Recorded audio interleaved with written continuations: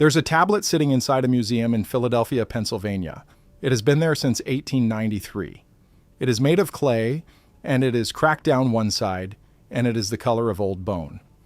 You can walk past it on a Tuesday afternoon, and the museum will be mostly quiet, and the lighting will be dim, and there will probably be a school group somewhere in another room, and the sound of their voices will drift toward you, and none of them will have any idea that the object behind the glass in front of you is, depending on who you ask, either the oldest flood account ever committed to writing, a bureaucratic record from a civilization no one fully understands, or a document that contains the geographic coordinates of a city that sank beneath the water in a single night approximately 12,000 years ago.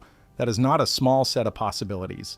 The tablet is called the Eridu Genesis fragment. It was excavated from the ruins of the ancient Sumerian city of Nippur, in what is now southern Iraq. The man who identified it was a scholar named Hermann Hilprecht, and he was working for the University of Pennsylvania. And when he first looked at the text, he knew immediately that something about it was different from the other tablets in the same excavation hall, different in a way he could not immediately explain. The writing was older, the subject matter was different, and buried inside the cuneiform signs in a passage that had been translated and retranslated many times over the following century, there was a description. Not a vague poetic description, a specific one, a description of a place that existed before the flood, a place that the text identifies with a level of geographic detail that should not be possible if the authors were simply writing mythology. And the location that the text gives is underwater. It is underwater right now. Today, tonight, while you are listening to this. Somewhere beneath the surface of what we now call the Persian Gulf, or possibly the Indian Ocean shelf, or possibly further still, depending on which translation you follow and which researcher you trust, there is a region of seafloor that was dry land approximately 12,000 years ago. This is not a fringe claim. This is geology. This is ocean sediment data. The Persian Gulf was a river valley. It was habitable. People lived there. And then, in a period that multiple cultures from multiple continents have described in remarkably similar terms, the water came. And it came fast, and it did not go back. What is controversial is not whether this flooding happened. It happened. The question is whether the Sumerian tablet in that museum in Philadelphia is describing it. And if it is describing it, whether the tablet is describing it from memory, passed down through thousands of years of oral tradition before it was finally written in clay, or whether the tablet is describing it from something else entirely. From a source that should not have existed at the time the tablet was made. From knowledge that the people who made it could not reasonably have had unless they had access to records. Unless they had access to something that recorded the coordinates and the geography and the description of a place that had been underwater for thousands of years before the first cuneiform sign was ever pressed into clay. This is the question that has been sitting inside that museum in Philadelphia since 1893, and no one has answered it yet. Tonight, we are going to get very close to trying. If this kind of investigation is something you want to go deeper on, consider subscribing and turning on notifications so you do not miss anything that comes next, because we are going to be covering a lot of territory in this series, and this one builds on everything that follows. Drop a comment below and tell me what you already know about the Sumerian tablets, or tell me what you were taught about Mesopotamia in school, because I have a feeling that whatever you were taught was significantly less interesting than the actual story, and I would love to know where you are starting from. Before we go any further, I want to establish something clearly. The questions we are going to be exploring tonight are not fringe questions.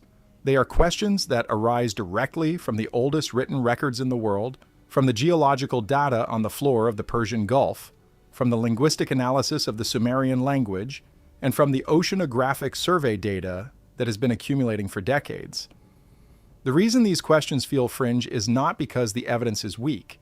It is because the framework that evaluates evidence in this field was built on assumptions that precede most of the evidence. Tonight, we're going to follow the evidence past the assumptions. That is all. That is the whole project. The story begins not in a museum and not in Philadelphia. It begins in a desert.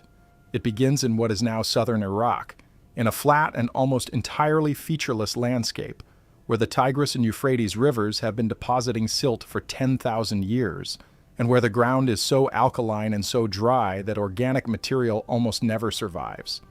Except that clay does survive. Clay survives extraordinarily well.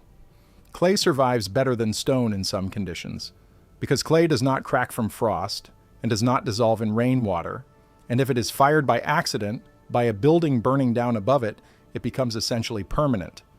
You can bury fired clay for 6,000 years and pull it out and read it like a newspaper from last Tuesday. The Sumerians knew this. They pressed everything into clay. Everything they knew, everything they measured, everything they bought and sold and owed and owned and believed and feared and worshipped. They pressed it all into clay tablets and dried them in the sun, and when the cities burned, which they did with alarming regularity, the tablets baked harder, and so the destruction of Sumerian civilization preserved the record of Sumerian civilization. And this is one of the great accidents of history that we are all still living inside the consequences of. When the European excavators started arriving in Mesopotamia in the middle of the 19th century, they were not looking for the origins of human civilization. They were looking for confirmation of the Bible. That was the primary intellectual framework through which Western scholars in 1850 approached the ancient world. The Bible was the oldest book. The flood in Genesis was the oldest flood. The God of the Hebrews was the first God. This was the assumption, and it was an assumption held not just by religious communities, but by the academic establishment. The universities, the museums, the learned societies of London and Paris and Philadelphia, they went to Iraq to find proof of what they already believed. What they found was something else. Austin Henry Laird, excavating at Nineveh in 1847, pulled cuneiform tablets out of the rubble of the library of Ashurbanipal, and those tablets were shipped to the British Museum, and they sat in storage for 2 decades.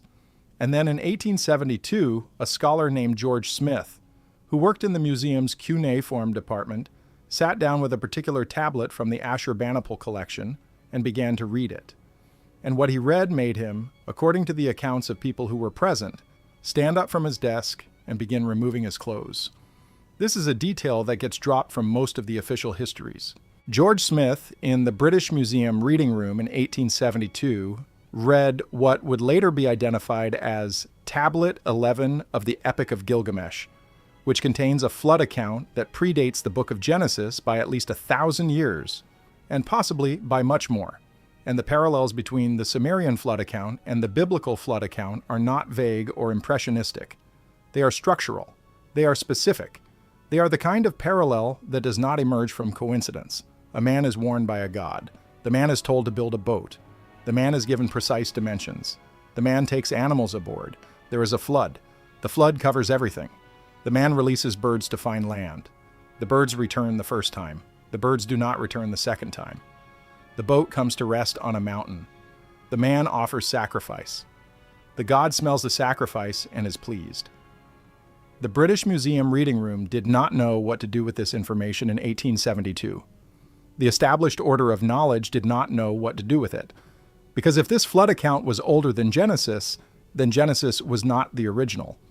And if Genesis was not the original, then the entire framework of biblical priority, the entire structure of Western historical and theological understanding, was standing on ground that was significantly less solid than anyone had realized. What happened next is what always happens when a discovery threatens the framework. The discovery was absorbed slowly. It was acknowledged in the narrowest possible terms. It was surrounded by qualifications. And the implications that pointed furthest from the established consensus were quietly set to one side, where they have remained largely for the last 150 years. But the tablets kept coming out of the ground. Nippur was excavated between 1889 and 1900 by a joint expedition organized by the University of Pennsylvania. It was a massive site, one of the largest ancient sites in all of Mesopotamia. And Nippur was not a capital city in the political sense. Nippur was a sacred city. It was the city of Enlil, who was the chief executive of the Anunnaki, the council of divine beings who, according to Sumerian theology, had established civilization on Earth and given it to humanity. Nippur was where the records were kept, where the knowledge was stored. It was the ancient world's nearest equivalent to a central archive, and when the Penn expedition started digging through its ruins, they found approximately 30,000 cuneiform tablets. 30,000. Hermann Hilprecht was the expedition's chief scholar, and he worked through the tablets over a period of years, and among the documents he cataloged was the fragment that would become known as the Eridu Genesis text. It was not dramatic looking. It was a partial tablet, meaning that significant portions of the text were missing, broken off, and lost. What remained was enough to identify the subject matter, and the subject matter was the creation of humanity, the establishment of civilization by divine beings, the names and reigns of the kings who ruled before the flood, and then the flood itself. The flood that came in a single night. This is not a metaphor. Read the text carefully, and the translators who have worked with it most rigorously agree on this point. The Eridu Genesis describes an event that happens in a specific, bounded time frame. The destruction is not gradual. It is not the result of slow rising seas over generations. The text describes something catastrophic, something that happened fast enough that a civilization that existed on one day does not exist on the next, and then it gives a location. Before we go further into what that location is and how the tablet describes it, it is worth spending some time with the civilization that made the tablet, because the civilization that made the tablet is itself one of the most genuinely baffling things in the entire archaeological record, and it is important to understand just how baffling it is before you hear what the tablet says. Because if you do not understand how baffling the civilization is, you will not fully appreciate why what the tablet says matters. The Sumerians appeared in southern Mesopotamia approximately 5,500 years ago. This is the date that the archaeological record gives us, and it is approximately the date that mainstream scholarship has settled on for the emergence of complex Sumerian civilization, meaning cities, writing, organized government, law, trade networks, and monumental architecture. What appeared at this time was not a primitive society slowly developing toward complexity. What appeared was a civilization that already had all of those things, already had them in a relatively developed form. And the question of where they came from, of what preceded them, of who taught them, is a question that has never received a satisfactory answer. Every other complex civilization in the ancient world developed over a period of many centuries, if not millennia. You can watch the Egyptians develop. You can trace the gradual sophistication of their art and their administration and their religious systems. You can see the stages. The Sumerians do not show you stages in the same way. The Sumerians show you a beginning that is already advanced. Their writing system, cuneiform, appears in the record as a fully functional administrative tool almost immediately. There is a period of proto-cuneiform, roughly 3,400 to 3,000 BC, where the script is pictographic and clearly in development. But by 3000 BC, cuneiform is already being used to record complex grammatical structures, to express abstract concepts, to write literature. The Epic of Gilgamesh, in its earliest surviving fragments, dates to approximately 2100 BC. That is not a primitive text. That is sophisticated narrative literature, exploring themes of mortality and friendship, and the search for meaning, and it could not have been written by a civilization that had only recently invented writing. The sophistication of the text implies a long literary tradition behind it. Where is that tradition? Sumerian mathematics is another example. The Sumerians used a base 60 numerical system. We still live inside this system. It is why an hour has 60 minutes, and a minute has 60 seconds, and a circle has 360 degrees. The Sumerians gave us that. And base 60 is not a system that you invent by accident, or that emerges naturally from counting on your fingers. It is a system with specific mathematical advantages related to its divisibility. And the fact that the Sumerians were using it from the earliest period of their recorded history suggests that it was inherited rather than invented. Inherited from whom? Sumerian astronomy is another example. The Sumerians had a sophisticated understanding of the movement of celestial bodies. They had identified the 5 visible planets. They had calculated the synodic periods of Venus to within a small margin of error. They had divided the sky into constellations, many of which we still use today, because the Greeks got their astronomical knowledge from the Babylonians, who got it from the Sumerians. And the question of how the Sumerians developed this level of astronomical knowledge in the very early period of their civilization, without the telescopes or the centuries of systematic observation that we would normally associate with such precision, is a question that has no clean answer. The Sumerians themselves had an answer. They were very clear about it. The answer that the Sumerians gave consistently across thousands of years of their literature and their religious texts is that their knowledge was given to them. It was a gift. It was transmitted to humanity by the Anunnaki, the divine council that descended from the sky in the earliest period of human civilization, established cities, and taught humanity everything that humanity knows. This is what the texts say: the Anunnaki are not peripheral figures in Sumerian theology. They are not minor spirits or local deities of limited significance.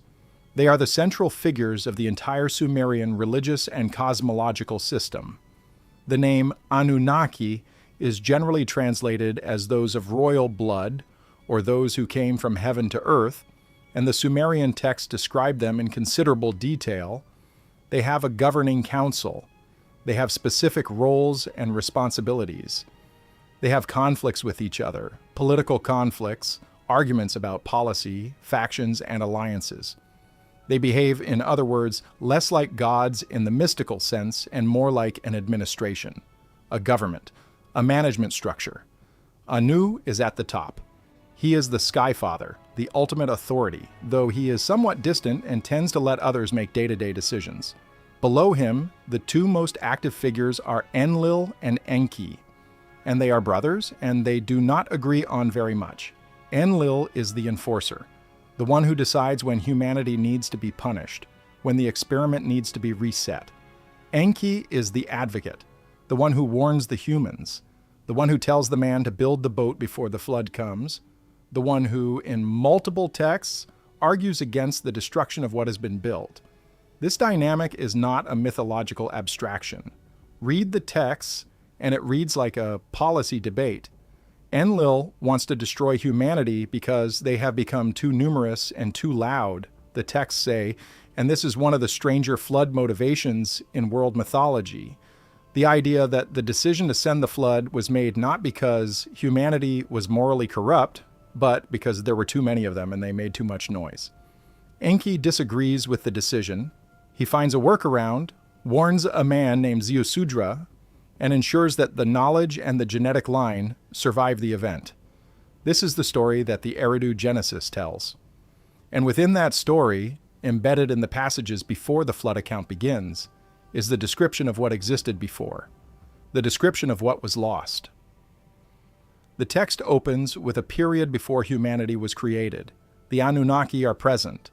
The earth is described as existing but uninhabited in any meaningful sense, without agriculture, without cities, without the kind of organized life that makes civilization possible. The Anunnaki decide to create workers. This is explicit in multiple Sumerian texts. The creation of humanity is described as a labor solution. The Anunnaki need workers to cultivate the land, to mine for materials, to maintain the irrigation systems that make the river valley productive. Humanity is created for this purpose. Then 5 cities are established. The text names them: Eridu, Bad Tibira, Larak, Sippar, and Shurupak. These are not legendary cities. These are real places. Archaeologists have excavated all 5 of them, or their remains, which are scattered across a relatively small area of southern Iraq. They exist. The archaeology confirms that they are among the oldest settlements in the region, and the Sumerian king list, a separate document that exists in multiple versions and which records the rulers of Mesopotamia from the very beginning of time through to approximately 1800 BC, lists these same 5 cities as the pre-flood cities, the cities that existed before the waters came. And here is where the mathematics becomes interesting. The The Sumerian king list records the reigns of the kings who ruled in these cities before the flood, and the reigns are not human reigns. The reigns are measured in SR, a Sumerian unit of time, and when you convert SAR into years, the pre-flood kings ruled for totals of 36,000 years, 800 years, 21,000 years. The shortest reign listed is 1,800 years. The total of all the pre-flood reigns is 241,200 years. Most of scholarship has treated these numbers as mythological inflation, a way of expressing that these were ancient legendary figures, deserving of exaggerated time frames to signal their importance. This is a reasonable interpretation. It is probably the correct interpretation in some contexts. But there is another interpretation, and it is one that keeps coming back regardless of how many times it is dismissed, and it is this. What if the unit of measurement is not what we think it is? What if SAR does not correspond to what we are converting it to? What if the numbers are accurate within their own system, and our inability to reconcile them with human lifespan is a failure of our understanding of the measurement unit, rather than evidence that the numbers are symbolic? Zechariah Sitchin, who spent 50 years translating and analyzing Sumerian texts, and who is the most controversial figure in this entire field, argued that the answer was orbital mechanics. He argued that SR corresponds to the orbital period of a planet he called Nibiru, a large planet on a highly elliptical orbit that passes through the inner solar system approximately every 3,600 years, and that the kings listed in the king list reigned not for thousands of Earth years, but for specific numbers of Nibiru years, which, when converted into Earth years, produce numbers that are within the range of human possibility. This is a remarkable claim. It is also a claim that mainstream planetary science does not support, because there is no observational evidence for a large planet on the orbit that Sitchin describes. This is the standard rebuttal, and it is a legitimate rebuttal. But the standard rebuttal has never fully addressed the underlying question, which is not whether Nibiru exists, but why the Sumerian texts describe the Anunnaki as having come from somewhere, not as having been born here, not as having emerged from the earth or from the sky in the purely metaphorical sense that many deities do. The Sumerian texts describe the Anunnaki as having arrived, as having come from a place, and the texts describe that place with language that is directional, astronomical, that points somewhere specific. And this brings us back to the tablet in Philadelphia, because embedded in the Eridu Genesis text, in the section that describes what existed before the flood, there is a passage that has been the subject of fierce scholarly debate since it was first translated, and the debate is not about whether the passage is there. It is. The debate is about what the passage means. The passage describes a place called the Abzu. In standard Sumerian cosmology, the Abzu is the underground freshwater ocean, the subterranean realm of Enki, the source of rivers and of life-giving water. This is the conventional scholarly interpretation, and it is grounded in considerable textual evidence. The Abzu is consistently associated with Enki. It is consistently described as a source of wisdom and of creative power. In the mythology, Enki rules the Abzu the way Enlil rules the sky, and Nergal rules the underworld. It is a domain, but the passage in the Eridu Genesis goes further than the conventional cosmological description. The Eridu Genesis passage describes the Abzu in terms that include what multiple scholars, working independently, have identified as geographic markers. Directional language, measurements, the kind of language that, if you encountered it in any other ancient document, you would read as a location description. And when those measurements and that directional language are taken seriously and worked through, they point toward a region that is, today, underwater. The specific region varies depending on which scholar you follow and which translation you trust. The possibilities that have been advanced by serious researchers, not fringe writers, but people with academic credentials and published work in peer-reviewed contexts, include the northwestern shelf of the Indian Ocean, the floor of the Persian Gulf, specifically the southern portion near what is now the Strait of Hormuz, and a location in the Arabian Sea along the submerged continental shelf that extends from the coast of what is now Pakistan and India. All three of these locations share one characteristic. They were all above sea level 12,000 years ago. This is the number that keeps appearing. 12,000 years ago. At the end of the last ice age, global sea levels were approximately 120 meters lower than they are today. The Persian Gulf was not a gulf. It was a river valley through which the combined waters of the Tigris, Euphrates, Karun, and Wadi Batin rivers flowed south toward a coastline that was hundreds of kilometers further out than today's coastline. The entire floor of the Persian Gulf was dry land. It was a valley.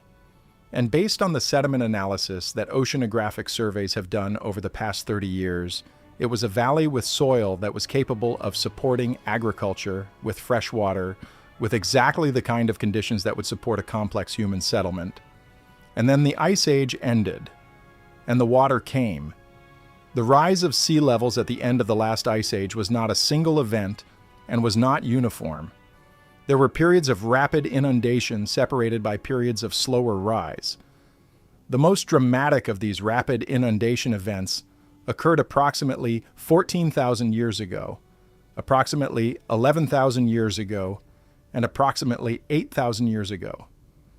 The 8,000 years ago event is the one that is most directly relevant to the Persian Gulf, because the modeling of that event suggests that it could have been rapid enough in human terms to feel catastrophic. Not overnight in the literal geological sense, but rapid enough that a settled population in the Gulf Basin would have experienced it as a disaster within living memory, within a generation, within a period short enough that the event would be remembered, would be transmitted, would survive an oral tradition for thousands of years before it was written down. But there is a competing theory that is darker and more dramatic, and that has been advanced by researchers who argue that the submersion of the Gulf Basin, or whatever civilization occupied it, was not the result of gradual sea level rise at all. In 2006, a paper was published in a scientific journal by Dallas Abbott and her colleagues at the Lamont Doherty Earth Observatory. The paper documented the existence of a large underwater crater in the Indian Ocean, approximately 30 kilometers in diameter, which the authors named the Burkle Crater, after a paleoceanographer named Lloyd Burkle. The analysis suggested that the crater was formed by the impact of a comet or asteroid sometime between 2,000 and 8,000 years ago. An impact of that size in the Indian Ocean would have generated a tsunami of extraordinary scale. Not a normal tsunami, a mega tsunami. A wall of water that would have moved across the Indian Ocean basin and into the Persian Gulf basin with a height and a force that would have been, in human experience, the end of the world. The researchers found supporting evidence. Chevron dunes, which are the characteristic sediment formations left by extreme tsunami events, have been documented in the coastal regions around the Indian Ocean, including in Madagascar, in Australia, and along the coast of the Arabian Peninsula, in patterns that are consistent with a single massive event rather than multiple smaller events. The modeling of the debris signatures points to a single impact source in the Indian Ocean. This is not a fringe paper. It was published in a real journal. The authors are real scientists. And what it suggests, if the dating is correct and if the impact location is correct, is that the submersion of the Persian Gulf Basin, or the civilization that may have occupied it, was not a gradual geological event at all. It was an impact event.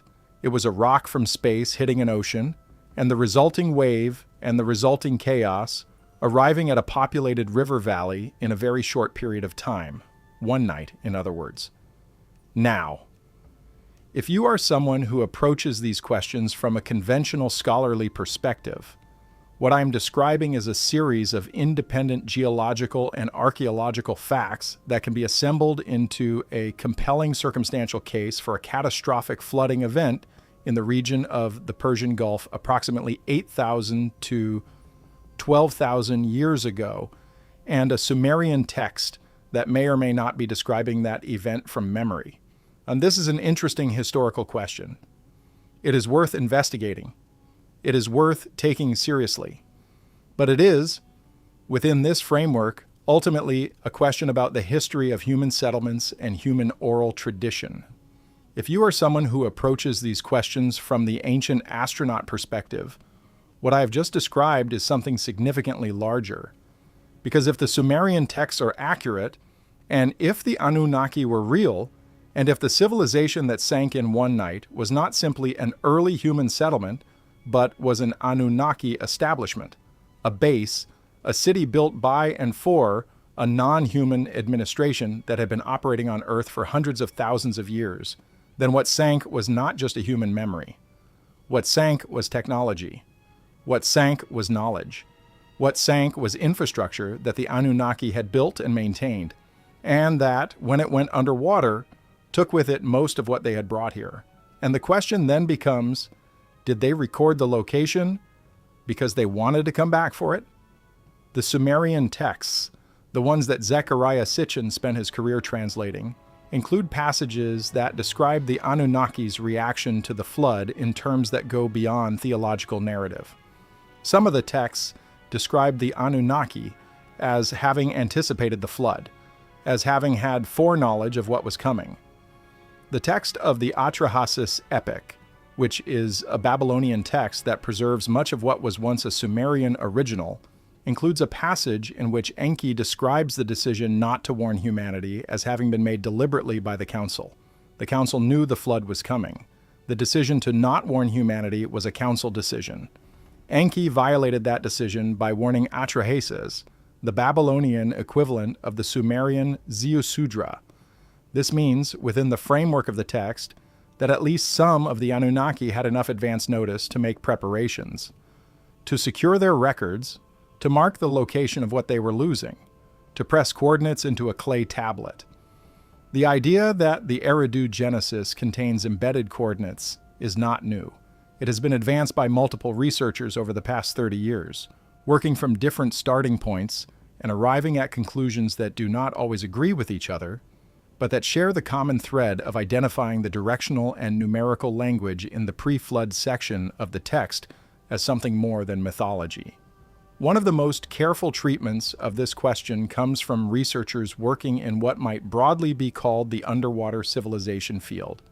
The group of scholars and investigators who take seriously the possibility that complex human or pre-human civilization existed on the continental shelves during the period of low sea levels and was then submerged as the Ice Age ended. Graham Hancock is the most publicly visible figure in this field, though he is by no means the only one, and his work on the Indian Ocean shelf and the Persian Gulf has brought the question to a wider audience than it had previously reached. What Hancock and researchers like him have argued, drawing on oceanographic survey data and on textual analysis, is that the region of the Persian Gulf Basin contains features that are not consistent with natural geological formation. Structures on the seafloor, linear features, what appear to be planned arrangements of stone that do not occur naturally in the sediment environment of the Gulf floor. The problem with investigating these structures is a familiar one to anyone who follows this field. Access is difficult. The Gulf is not a neutral scientific territory. It is surrounded by states with significant geopolitical interests in controlling who surveys their offshore waters and what those surveys find. The technology required to investigate the seafloor in detail is expensive and requires governmental cooperation that has not, historically, been forthcoming for the specific purpose of looking for pre-flood civilizations. What data does exist comes primarily from oil exploration surveys, and oil companies have very good sonar equipment, and some of the data from those surveys has been made available to researchers, and some of it has not. The patterns in what has been made available are interesting enough that the patterns in what has not been made available become a question worth asking. Let me tell you about the Baghdad Museum. In April of 2003, during the United States invasion of Iraq, the Iraq Museum in Baghdad was looted. This is a documented historical event. The museum contained one of the most significant collections of Mesopotamian artifacts in the world, including thousands of cuneiform tablets that had never been fully cataloged, never been fully translated, tablets from sites across Iraq that had been in storage for decades awaiting scholarly attention.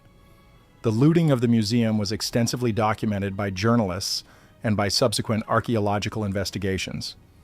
What was taken is still not fully known. Initial reports suggested that approximately 170,000 objects were stolen. Later assessments revised this number significantly downward, but the later assessments also noted that the pre-war inventory of the museum was incomplete, meaning that the full scope of what was missing could not be definitively established because a full accounting of what was there before the looting had never been completed. Some of the stolen objects have been recovered, many have not. And among the categories of objects that have not been recovered, cuneiform tablets figure prominently. Tablets from sites that include Nippur, tablets that had been excavated but not translated. Tablets from the pre-flood period of Mesopotamian history that were, as of 2003, still waiting for scholarly attention they had not yet received. This is not a conspiracy theory, this is a documented loss. The scholarly community has been extraordinarily clear about what was lost in the Baghdad Museum looting and how significant that loss is for the historical record. What is less clear is whether everything that was lost by accident. Whether the chaos of the looting was the only mechanism by which material left the museum. Whether every party that was present in Baghdad in April 2003 had purely military objectives. These are questions that have been asked by Iraqi scholars and by international heritage organizations and by journalists who covered the story, and they have not been fully answered. They probably cannot be fully answered at this point, given the passage of time and the documented destruction of records that occurred in the period following the invasion. What we know is this: the tablets that might have contained the most complete version of the pre-flood geographic description are not, today, in a location where they can be studied by independent researchers. Some of them are in the Iraq Museum, which has been partially restored but which operates under conditions that are not optimal for the kind of intensive scholarly access that would be required to work through the untranslated portions of the collection. Some of them are in private collections, which is the usual euphemism for stolen property that has passed through enough hands to be legally deniable. And some of them are simply gone. This matters because the fragment that has been identified as the primary Eridu Genesis text is, as I mentioned, a partial tablet. A significant portion of it is missing. The section that contains the most specific geographic language is also the most damaged section. The part that gives what multiple researchers have identified as coordinate-like information is the part where the clay cracked, where the text breaks off, where we cannot read what comes next. Is this coincidence? Probably. Clay breaks for many reasons, and 6,000 years of burial followed by decades of museum storage are not optimal preservation conditions. The tablet was damaged long before anyone understood what it said or why the location it described might be significant. The damage is almost certainly accidental. Almost certainly. Now let us talk about what the text actually says, to the degree that the surviving portion allows us to read it.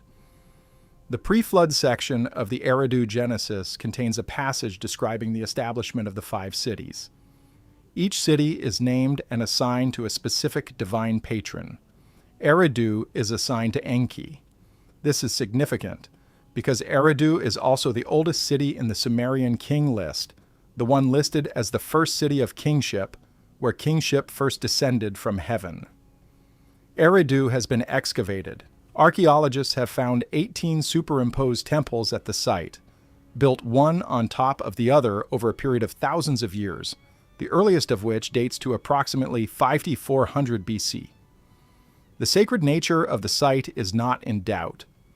What is in question is whether the Eridu we have excavated in the Iraqi desert is the same Eridu described in the pre-flood texts, or whether the name Eridu was given to the desert settlement as a commemoration of an earlier, now submerged original. This is a question that runs through a great deal of the ancient geography in this region. Cities are named after earlier cities. Sacred sites are established in new locations to replace sacred sites that have been lost. This is documented behavior in ancient cultures worldwide. When a culture loses its homeland, it recreates the geography of that homeland in its new location. It uses the same names, it establishes the same ritual spaces, It maintains the memory of where it came from by embedding that memory in the new landscape. If the Sumerians were doing this, if the 5 cities described in the king list and the Eridu Genesis as the pre-flood cities were being commemorated in new locations after the original locations went underwater, then the sites we have excavated in the Iraqi desert are the memorials, not the originals, and the originals are in the Gulf. Now, there is a man named Juris Zarins. He is an archaeologist. He worked for years at Southwest Missouri State University. He is not a fringe figure. He published in mainstream journals and participated in mainstream excavations. And in 1994, Zarins published a paper in which he argued, on the basis of a careful reading of the Genesis text in the Bible combined with satellite imagery and oceanographic data, that the Garden of Eden was located in the Persian Gulf Basin. Specifically, he identified the 4 rivers described in Genesis as watering the Garden of Eden as the Tigris, the Euphrates, the Karun, and the Wadi Batin, all of which once converged in the Gulf Basin before flowing to a coast that was further south than today's coast. And he argued that the Garden of Eden described in Genesis was a cultural memory of the Persian Gulf Basin during the period when it was inhabited river valley land, before the flooding that turned it into the body of water it is today. Zarins was not arguing for the Anunnaki. He was not arguing for ancient astronauts. He was arguing as a conventional archaeologist using conventional methods. And his conclusion was that one of the most significant locations in the Abrahamic religious tradition was under approximately 40 meters of salt water in what is now the southern Persian Gulf. The paper received moderate attention when it was published. It was discussed, it was debated, and then it was largely absorbed into the background noise of academic discourse and did not fundamentally change the direction of either archaeological investigation or popular understanding. But the data that Zarins used has not gone away. The satellite imagery has only gotten better since 1994. The oceanographic surveys of the Gulf floor have continued, and what they show is a river system, a drowned river system, channels cut by ancient rivers, visible on the seafloor, converging in the southern portion of the basin in a pattern that is exactly consistent with Zarins' description of the 4 rivers of Eden. The rivers were there, the valley was there, somebody could have lived there, and if somebody did live there, and the water came, and they survived, they would have carried their memories with them. They would have carried the coordinates.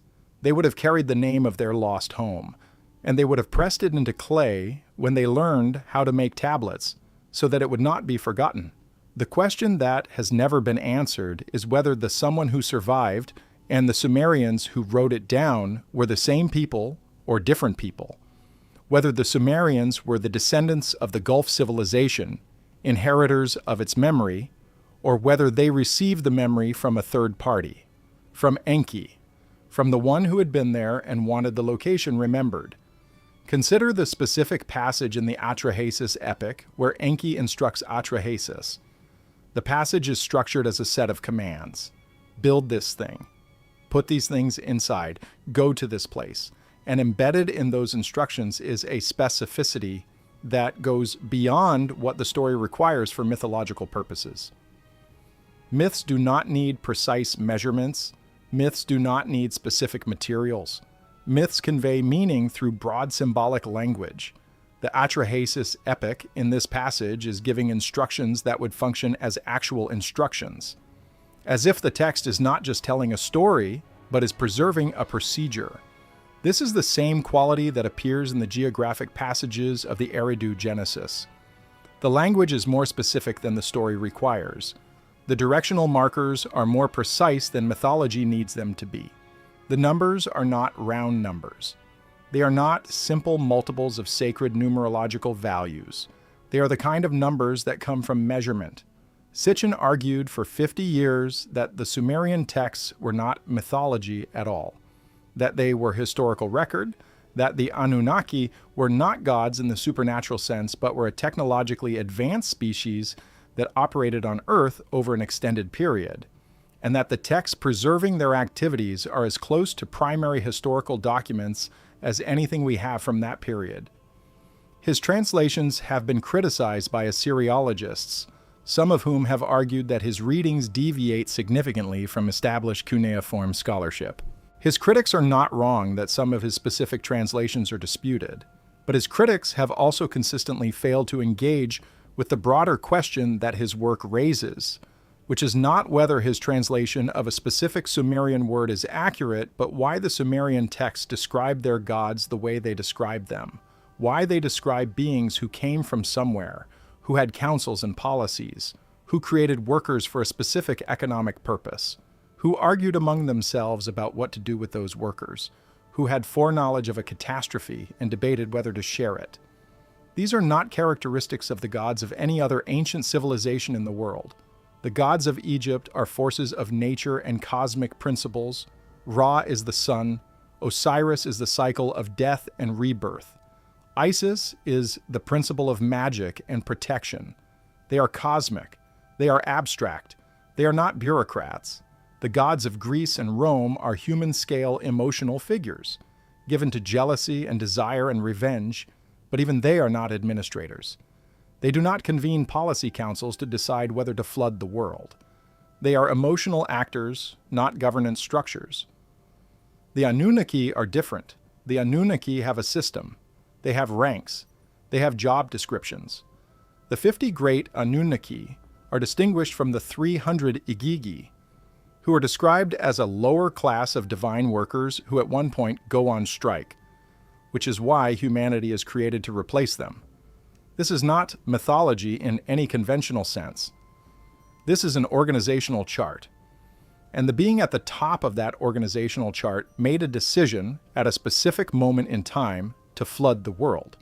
And another being in that chart violated the decision and warned a man. And that man built a structure and survived. And after the flood, the organization reconvened and debated what to do next.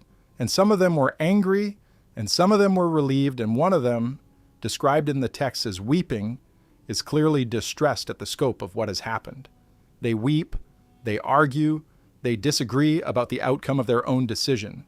This is not how gods behave in any mythology I am aware of, but it is exactly how an administration behaves when a policy produces unintended consequences. Now, there is a set of texts from the Sumerian city of Lagash that contain passages describing the period immediately after the flood.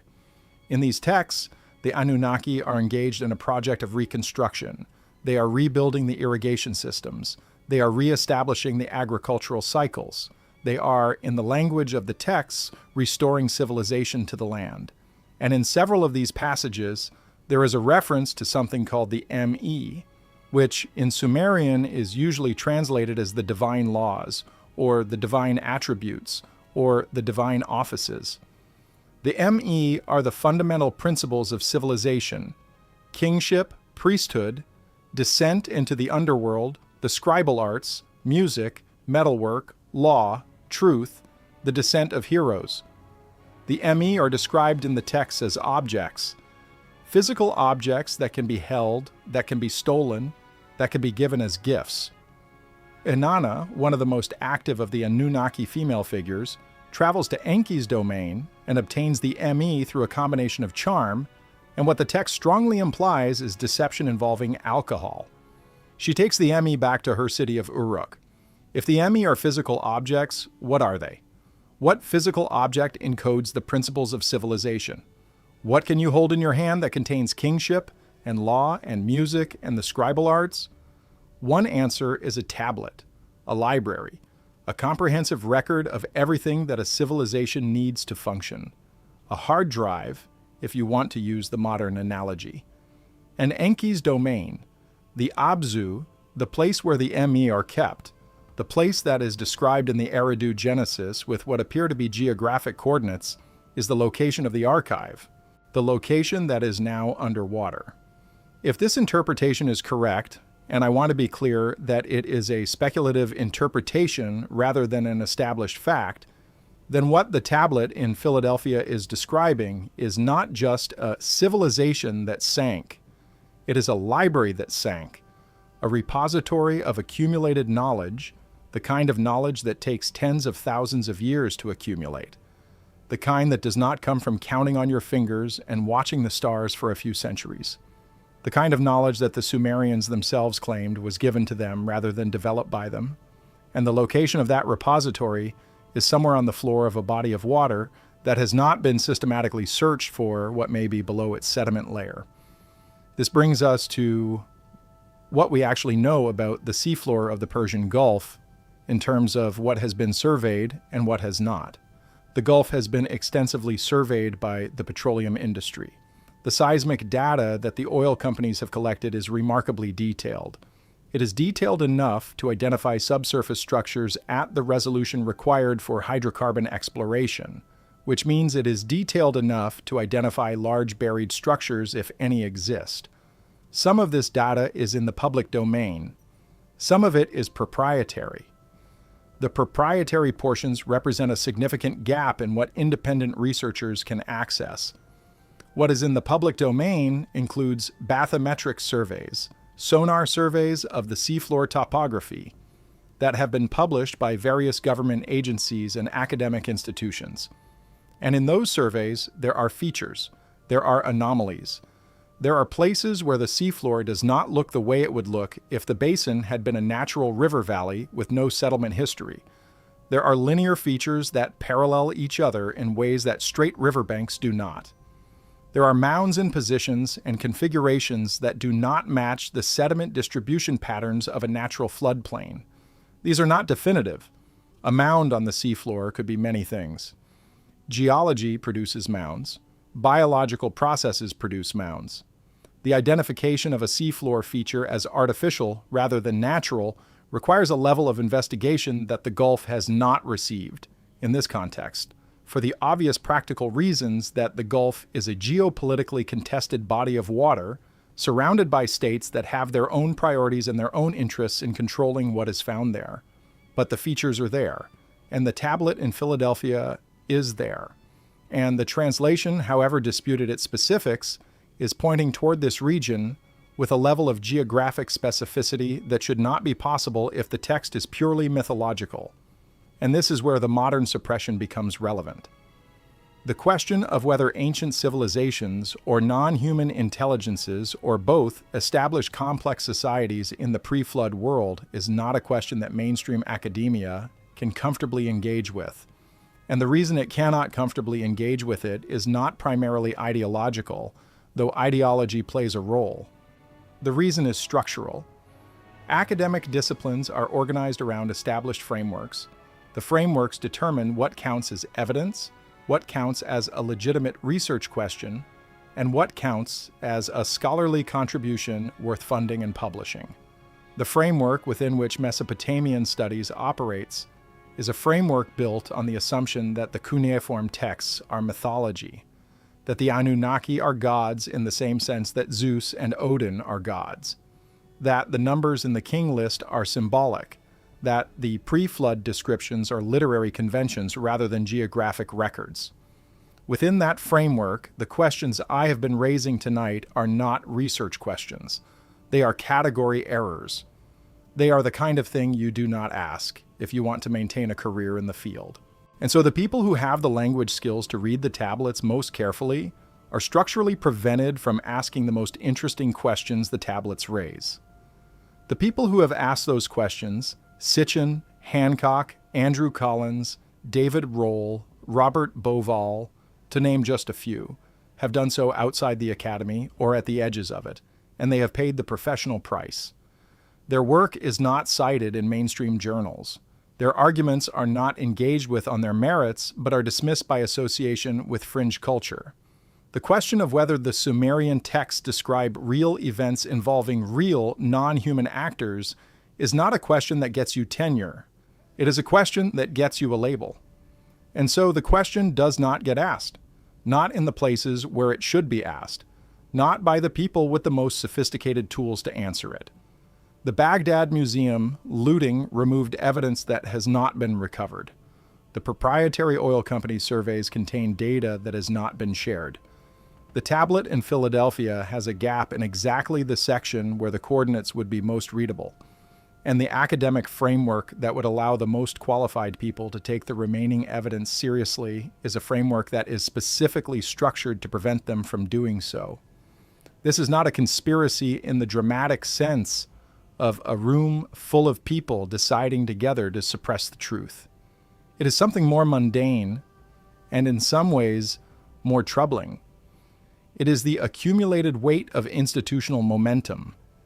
It is 150 years of scholarship that built its foundation on a particular set of assumptions, and those assumptions have produced enormous insights and genuine advances in human knowledge. And the people who work within that framework are not wrong about most of what they know. They are simply unable to see the edges of the frame, unable to see that the frame exists, unable to ask what might be true outside it. What is true outside it, if the evidence I have described tonight is taken seriously, is this. Approximately 12,000 years ago, possibly longer, there was a civilization in the region of what is now the Persian Gulf Basin.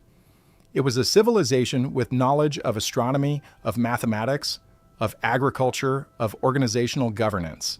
It built cities, it maintained records, and it had a cosmological understanding, preserved in those records, of beings who had come from somewhere else and who had established the civilization and taught it what it knew. That civilization ended in an event that multiple lines of evidence suggest was rapid, catastrophic, and driven by water. Whether that water came from the gradual rise of post-glacial sea levels or from a single impact event in the Indian Ocean, or from some combination of both, the result was the same. A valley became a gulf. Cities went under. The civilization that had existed there for however long it had existed ceased to exist in the form it had taken. Some people survived. They always survive. The floods that end civilizations do not end populations. They scatter them. They drive the survivors to higher ground, to different regions, to new territories where they carry their memories and their skills and their stories and their knowledge, and where they begin again. And some of those survivors, in the centuries and millennia after the flood, carried a specific memory. The memory of a place, the memory of a city with a name, the memory of what that city contained, the memory of who had lived there and what they had built. And when the survivors or their descendants developed a new writing system, they wrote it down. They wrote it in clay, because clay lasts. They pressed it in with a reed stylus. They described the city before the flood. They gave it a name. They described the beings who had administered it. And in the section that is now damaged, in the section where the clay cracked at some point in the last 6,000 years of storage, they gave coordinates. The coordinates that would let someone find it again. The tablet in Philadelphia is not complete. But it is enough. It is enough to know that someone thought it was important to record the location. Someone pressed that information into clay with enough care and enough precision that 1,500 years later, the Babylonians were still copying it. The Babylonians who inherited Sumerian knowledge and preserved it and passed it down to the Assyrians, who passed it down to the Greeks, who passed it down to us. The chain of transmission is unbroken. From the clay tablet to the museum in Philadelphia, the knowledge that a city sank and where it sank has been passed through thousands of years of human hands. It has been stored and cataloged and studied and disputed and partially translated and partially lost. And it sits there tonight in a museum in Pennsylvania, behind glass, in a case that most visitors walk past without stopping. Somewhere under approximately 40 to 100 meters of water, depending on exactly where the location the tablet describes corresponds to on the modern seafloor, there may be a city, or the remains of a city, or the remains of something that functioned as a city, or the remains of something for which we do not yet have a word, because the framework within which we build our words was built by people who did not know it existed. The oceanographic technology that would allow us to survey the Gulf floor at sufficient resolution to detect and identify subsurface structures exists today. It exists right now. The technology is not the obstacle. The will is, the cooperation is, the funding is, the political will of the states surrounding the Gulf to allow an independent international survey of their offshore waters for the specific purpose of looking for pre-flood civilization is the obstacle. And that obstacle is not going away quickly, but the tablets are not going anywhere either. The translation work continues. Scholars who are willing to ask uncomfortable questions, and there are more of them now than there were 20 years ago, are working through the untranslated portions of the cuneiform record. The satellite imagery of the Gulf floor gets better every few years. The oceanographic surveys of the Indian Ocean shelf continue to produce data that is inconsistent with a purely geological explanation of what is down there. And the fragment in Philadelphia, the damaged, partial, irreplaceable fragment with the crack running down its side, sits in its case and waits. The Sumerians who pressed it into clay were not careless people. They were extraordinarily precise people. They measured everything. They recorded everything. They pressed into permanent form every transaction, every legal judgment, every astronomical observation, every hymn, every royal decree. They pressed into permanent form the names of the kings who ruled before the flood. They pressed into permanent form the sequence of events that led to the flood. They pressed into permanent form the names of the cities that existed before the flood. They pressed into permanent form the location of what was lost. Whatever they knew, whatever they had access to, whatever was given to them or remembered by them or inherited by them from whoever lived in the valley before the water came, they considered it important enough to record in a medium they knew would last. Clay baked by fire lasts forever. They knew this. The question is not whether they recorded it. They did. The question is not whether the location they recorded was real. The geography is real. The seafloor is there. The evidence of a drowned river valley is there. The question is what we're going to do about it. The answer, for now, is keep reading. Keep translating. Keep surveying. Keep asking the questions that the established framework discourages. Keep following the evidence past the point where the academic incentive structure says to stop. The tablet has been in Philadelphia for over 100 years. The Gulf has been wet for over 8,000 years. Whatever is down there has not gone anywhere. The record is patient. The clay is permanent. And the coordinates, damaged but not entirely gone, are still there, waiting for someone with the right equipment and the right political access and the right willingness to look. If tonight's investigation opened something for you, if it raised a question you want to follow, drop it in the comments. Tell me what part of the story you want to go deeper on. Tell me whether you think the Sumerian texts are mythology or memory or something else entirely. Tell me where you are and what time it is and what made you stay this long. Subscribe if you want to be here when we go further, because we are going further. The tablets are not the end of this story. They are the beginning of a different kind of question. And the question is going to take us places that the established account of human history has not prepared you for. We are only getting started. The first thing you need to understand about the cuneiform writing system is that it was not designed for mythology. This is the part that most people miss when they read the popular summaries of Sumerian literature. Cuneiform was invented by accountants. It was invented to keep track of grain, of beer, of sheep, of how many jars of oil came into the temple storehouse, and how many went out, and who was responsible for the difference. The earliest cuneiform tablets are receipts. They are ledgers. They are the most spectacularly boring documents imaginable, and they are among the most important documents in the history of human civilization, because they are what allowed complex society to function at a scale larger than what human memory can track. This matters because when the same writing system is later used to record the activities of the Anunnaki, it is being used in its natural register, the register of administration, the register of record keeping, the register of documentation. The people pressing the tablets were not switching modes when they wrote about Enlil convening a council meeting or about Enki objecting to a policy decision. They were in the same mode they were always in. They were recording what happened.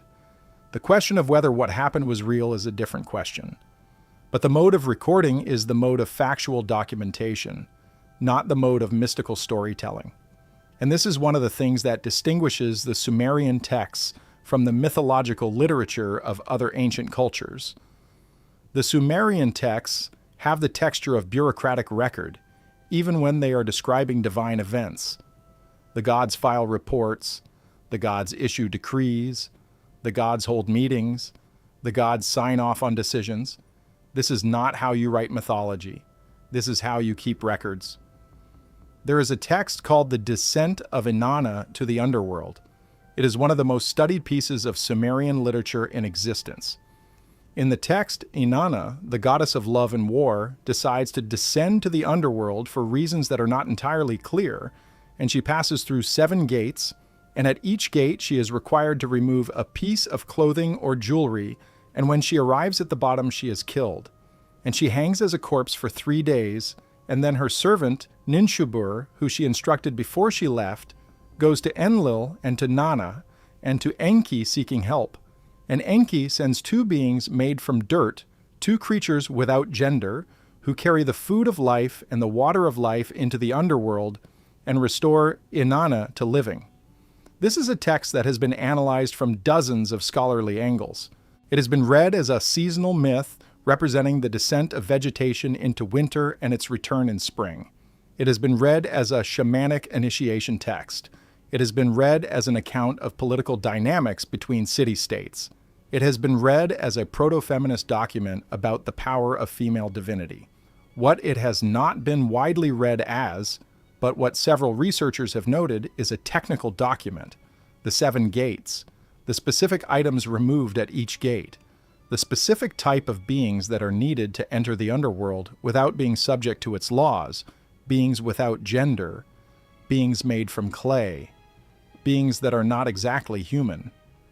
The specific restorative agents, food of life, water of life. This is procedural language. This reads like instructions for a process. What process? We do not know.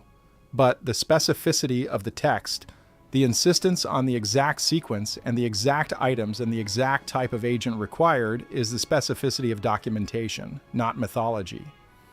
The same quality appears in the Eridu Genesis, and it appears most clearly in the sections describing the pre-flood world. The text does not simply say that there were cities before the flood. It names the cities. It names their divine patrons. It gives the kingship tenures in specific units of time. The precision is excessive for mythological purposes, but necessary for record purposes. And the passage describing the location, the passage that most directly relates to what is now underwater, has a precision that is consistent with this overall texture of the text. It is not vague, it is not purely symbolic, it is describing something with the same care that the accountants of Uruk used to describe the movement of grain. Now let me talk about the Sumerian king list in more detail, because the king list is one of the most important documents in this investigation, and it is also one of the most misunderstood. The king list exists in at least 15 known versions. The most complete is the Weld-Blundell prism, which is an octagonal clay prism kept in the Ashmolean Museum in Oxford, England. It was purchased on the antiquities market in 1922 by Herbert Weld-Blundell and donated to the Ashmolean, and it is inscribed on all 4 sides in very small cuneiform script, and it records the kings of Mesopotamia from the very beginning of time to approximately 1800 BC. The structure of the list is consistent across versions. There is a pre-flood section and a post-flood section. The pre-flood section lists 8 kings. Sometimes sources say 10, depending on how you count the versions. The 8 kings ruled in the 5 cities named in the Eridu Genesis: Eridu, Bad Tabira, Larak, Sippar, and Shuruppak. Their reigns are measured in SAR, and the totals are, as I described earlier, measured in the tens of thousands of years. Then there is a line that is one of the most significant lines in the entire document. It says, "The flood swept over. Then kingship descended from heaven again." That is it. The flood gets 1 line.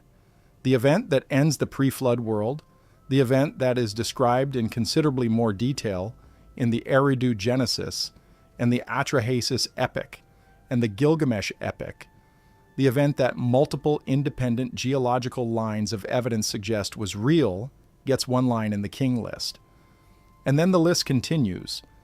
with a new set of kings in new cities, with much shorter reigns measured in years rather than SAR. The transition from pre-flood to post-flood in the king list is a transition from superhuman reign lengths to more human ones. The post-flood reigns are still long at first. The first post-flood king at Kish is listed as reigning for 200 years.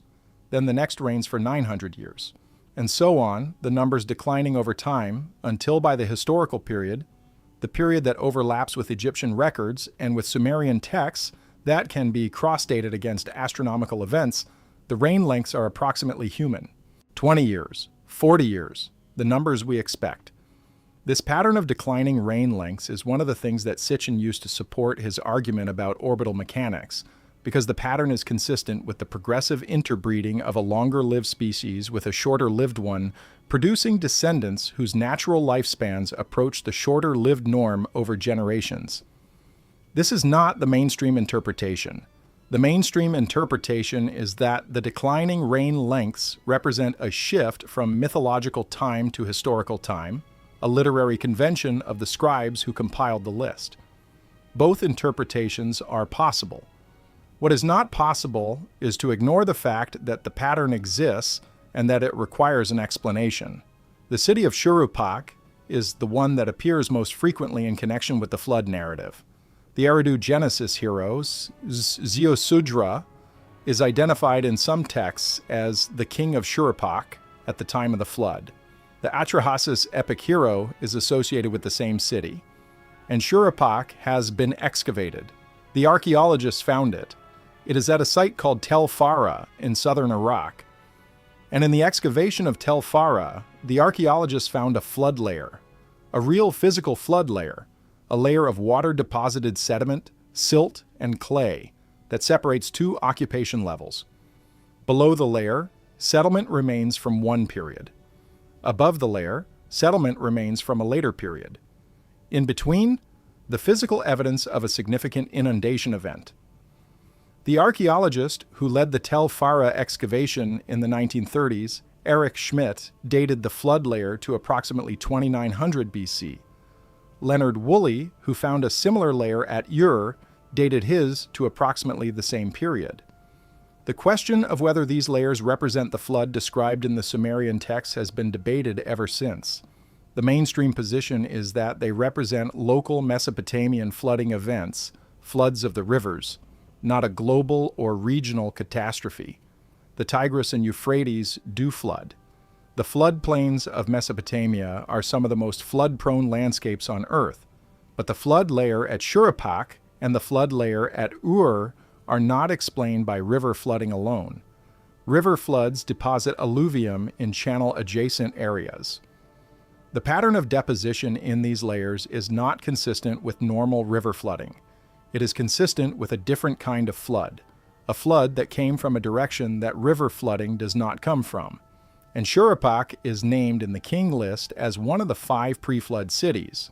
The pre-flood city of Shuruppak is listed as being in existence before the waters came, before the single night that ended the world, before the flood layer that the archaeologists found 3,000 years later in the ruins above it. None of this proves anything in the absolute sense. Archaeology rarely proves anything in the absolute sense. What it does is build a pattern of evidence that is increasingly difficult to explain as coincidence. The 5 cities named in the pre-flood section of the king list are all in the same geographic region. They are all in southern Mesopotamia, within a relatively compact area of what is now southern Iraq. They all have archaeological remains that date to a very early period. They all have flood layers in their stratigraphy. And the text that names them as pre-flood cities was written by a civilization that consistently, persistently, and across multiple independent textual traditions described those cities as having been established by beings who came from somewhere else. This is the pattern. And the pattern points south. It points toward the Gulf. It points toward the water. Now let me tell you about something called the Ubaid culture. The Ubaid culture is the name that archaeologists give to the prehistoric culture that preceded the Sumerians in Mesopotamia. It dates to approximately 6500 to 3800 BC, and it is considered the foundation from which Sumerian civilization developed. The Ubaid people were farmers and potters and traders. They built the first temples on the Mesopotamian plain. They established the first complex settlement hierarchies. They are, in the conventional account, the people who became the Sumerians. The Ubaid culture has been found at sites across southern Mesopotamia, and also significantly along the coast of the Arabian Peninsula and in the Gulf region. This is important. The Ubaid cultural presence in the Gulf region predates the flooding of the Gulf Basin, and it extends along what would have been the coastline of the Gulf Basin when sea levels were lower. Underwater surveys in the Gulf have found Ubaid period artifacts on what is now the seafloor. Stone tools, pottery fragments, the kind of material that people leave behind when they live somewhere found in places that are now underwater. This is direct physical evidence of human habitation in the Gulf Basin, during the period when it was above water, during the period when it was accessible, during the period before the flooding occurred. The people were there. The Ubaid people were in the Gulf Basin before it flooded, and when it flooded, they moved north, along the river valleys, into Mesopotamia, into the region where, within a few centuries of the flooding, the Sumerian civilization appears, fully developed, already complex. The Sumerians did not come from nowhere. They came from the Gulf. The memory they carried, the memory that became the King List, and the Eridu Genesis, and the Atrahasis epic, and the Gilgamesh epic, was the memory of what they had left behind. The memory of the cities before the flood. The memory of the beings who had administered those cities and taught them what they knew. And the beings who had administered those cities, in the Sumerian account, were not human. This is the part that mainstream scholarship cannot integrate. Not because the evidence for human habitation in the Gulf Basin is contested. It is not contested. The Ubaid presence in the Gulf is acknowledged. The flooding of the Gulf Basin is acknowledged. The continuity between the Ubaid culture and Sumerian civilization is acknowledged. All of this is standard scholarship. What is not acknowledged is the Anunnaki. What is not acknowledged is the Sumerian insistence that their civilization was not their invention, but was given to them. What is not acknowledged is the question of where the Sumerians' extraordinary knowledge base came from. The astronomy, the mathematics, the legal systems, the irrigation engineering, the literary tradition, the organizational sophistication, if not from a prior civilization that had accumulated it over a period much longer than the conventional account allows. The gap in the conventional account is exactly the gap that the ancient astronaut interpretation fills. And the ancient astronaut interpretation is not asking you to believe in little green men. It is not asking you to believe in anything that does not have a textual basis in the Sumerian record itself. It is asking you to read the Sumerian texts the way the Sumerians intended them to be read, as history, as record, as the documentation of what actually happened. If you do that, and if you take seriously the descriptions of where the Anunnaki came from and what they did and what they left behind, then the tablet in Philadelphia is not mythology. It is a map. It is a record of a location that was important enough to preserve even after everything else was lost. Important enough to press into the permanent medium of clay and copy across centuries, and carry through the collapse of one civilization and the rise of another, and the looting of libraries, and the burning of cities, and the passage of thousands of years, the location of the Abzu, the location of the archive, the location of what the Anunnaki left behind when the water came. Let me spend some time now on what that archive might have contained, because this is the part of the investigation that opens the largest door. The ME, as I described earlier, are listed in multiple Sumerian texts as the fundamental attributes of civilization. The list varies somewhat between versions, but the core items appear consistently. Kingship, the throne of kingship, the exalted and enduring crown, the royal scepter, the royal insignia, the exalted shrine, shepherdship, descent into the underworld, the ascent from the underworld, the scribe's art, metalwork, music, wisdom, weapons, sexuality, the scribal arts, craft of the woodworker, craft of the smith, craft of the leather worker, craft of the builder, craft of the basket weaver, truth, the art of song, the art of eldership, Musical instruments. These are not abstract principles. Some of them are abstract, but many of them are technical. The craft of the metalworker, the craft of the builder, the scribe's art. These are skills, these are techniques, and they are described as objects. Physical things that Inanna can carry away in a boat when she leaves Enki's domain. The closest modern analogy that I can offer is a database, or a library, or an archive. A physical collection of recorded knowledge encoded in some form that allows the skills and techniques and principles of civilization to be transmitted to those who receive it. In the Sumerian context, the most likely physical form is tablets. Enki's domain, the Abzu, the place where the Emi are stored, is the tablet library of the pre-flood civilization. And it is underwater. There is a specific Sumerian text called the Myth of Enki and the World Order that describes Enki traveling to various cities and establishing their functions and assigning them their roles in the cosmic order. As he travels, he stops at various bodies of water, various waterways, various wetland regions, and blesses them and assigns them productive roles. The geography of this text corresponds to real geography. The waterways Enki visits are waterways that can be identified with real watercourses in the Mesopotamian landscape. And the starting point of Enki's journey is his own domain, the Abzu, described in the text with language that places it in a specific direction from the text's geographic frame of reference.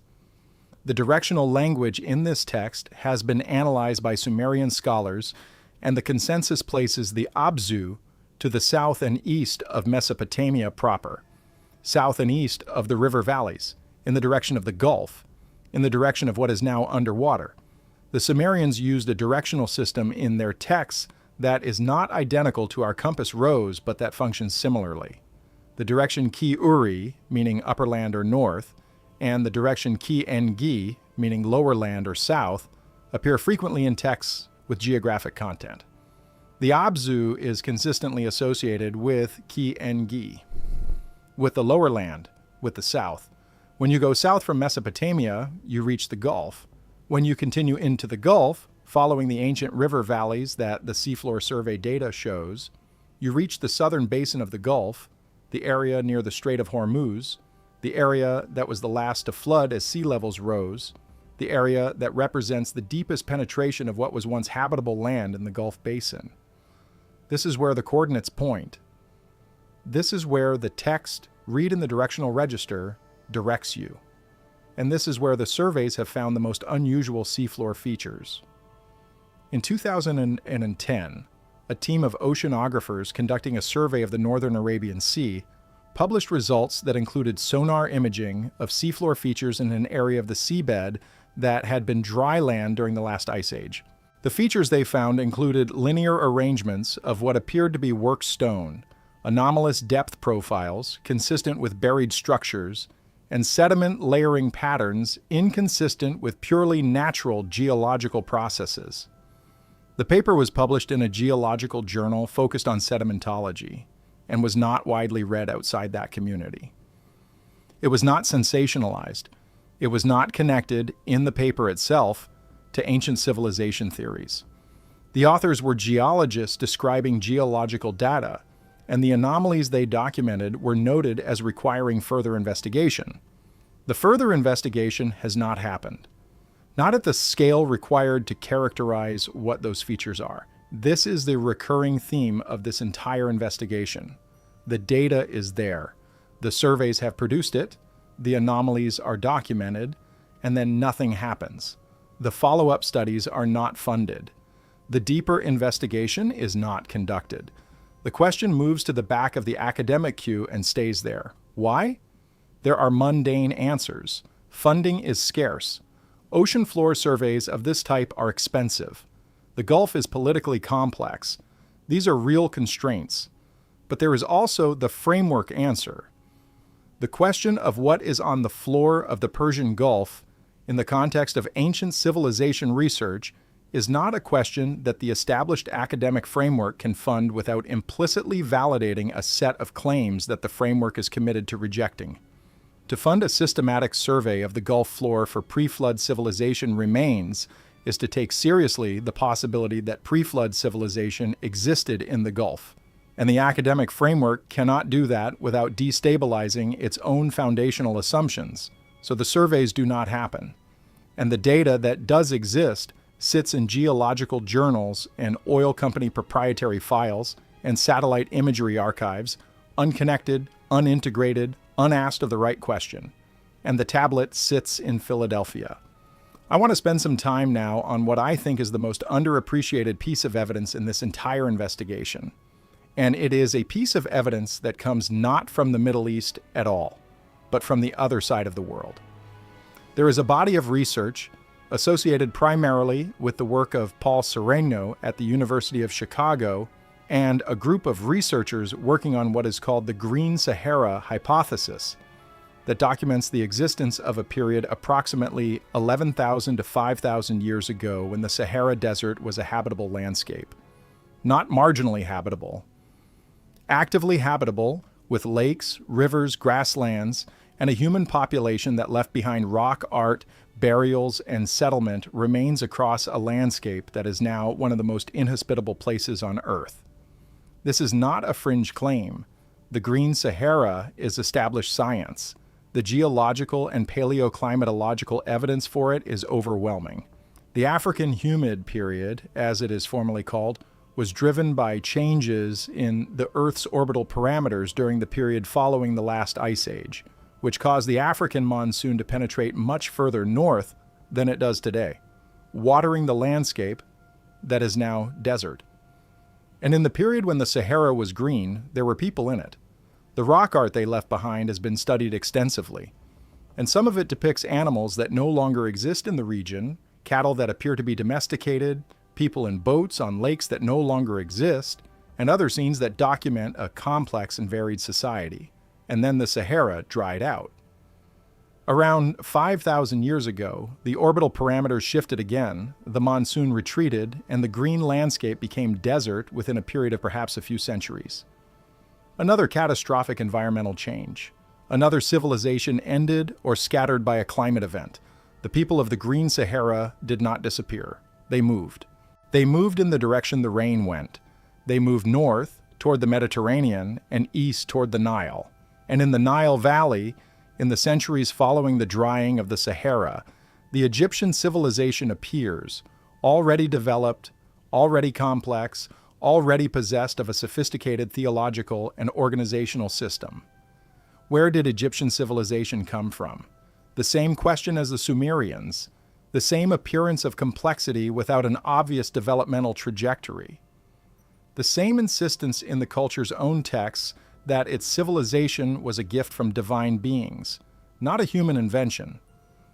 The Egyptian gods, Thoth and Ra and Osiris, are described in the earliest Egyptian texts as having reigned in Egypt physically, in human-appearing form, for thousands of years before the historical period. The period of their reign is called Zep Tepi, the first time, and it is described not as a mythological epoch, but as a historical period that preceded the reign of human pharaohs.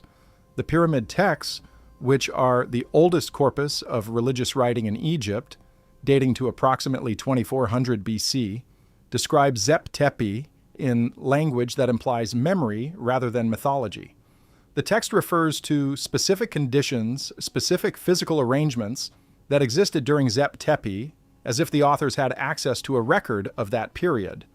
Robert Bauval and Graham Hancock, working with the astronomical alignments of the Giza pyramid complex, argued that those alignments correspond to the sky as it would have appeared approximately 10,000 to 12,000 years ago.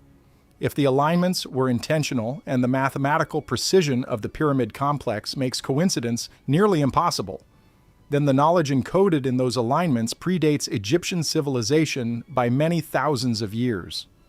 And the knowledge had to come from somewhere. Both the Sumerian texts and the Egyptian texts are pointing to the same period, the same approximate time frame, the end of the last ice age, the period of catastrophic change, the period when sea levels rose and great valleys flooded, and civilizations that had existed in those valleys scattered to higher ground and carried their memories with them. And the memories they carried, the memories that became the Sumerian king list and the Eridu Genesis and the Egyptian pyramid texts and Zep Tepi, all describe the same kind of originary event. Beings from somewhere else established civilization on Earth, taught humanity what it needed to know, and then something happened. The world changed. The civilization was lost, and what was preserved was the memory and the coordinates. This is the consistent structure across multiple independent ancient traditions, and it is a consistency that requires an explanation. The explanation that mainstream scholarship offers is cultural diffusion and universal archetypes. The argument is that flood myths are universal because floods are common human experiences, and that stories of divine civilizers are universal because all cultures invent divine explanations for their cultural achievements. These are real phenomena. Floods are common. Cultures do invent divine origins for their knowledge, but the parallel is too structural, too specific, too consistent in its details. The Sumerian Anunnaki, and the Egyptian Natru, and the Hindu Devas, and the Andean Viracocha, and the Mesoamerican Quetzalcoatl, all share characteristics that are not explained by flood universality or divine civilizer universality alone. They all come from somewhere. They all bring specific knowledge. They all depart after a period of time. They all leave behind a promise or a record or a memory of return. And they are all associated with a period of world-ending catastrophe that precedes the current human era. This is not a coincidence of archetype. This is a consistency of record. And the Sumerian record is the oldest written version of it. The Eridu Genesis is the oldest written flood account.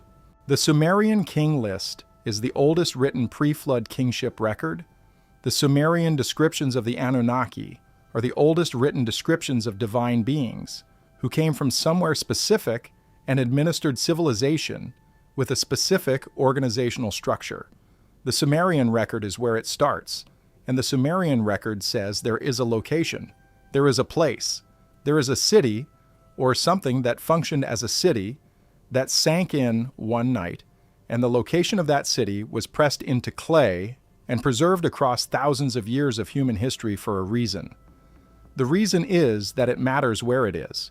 The reason is that what is there, or what was there, or what is buried under the sediment layer on the floor of the southern Persian Gulf or the northern Arabian Sea is not an empty ruin.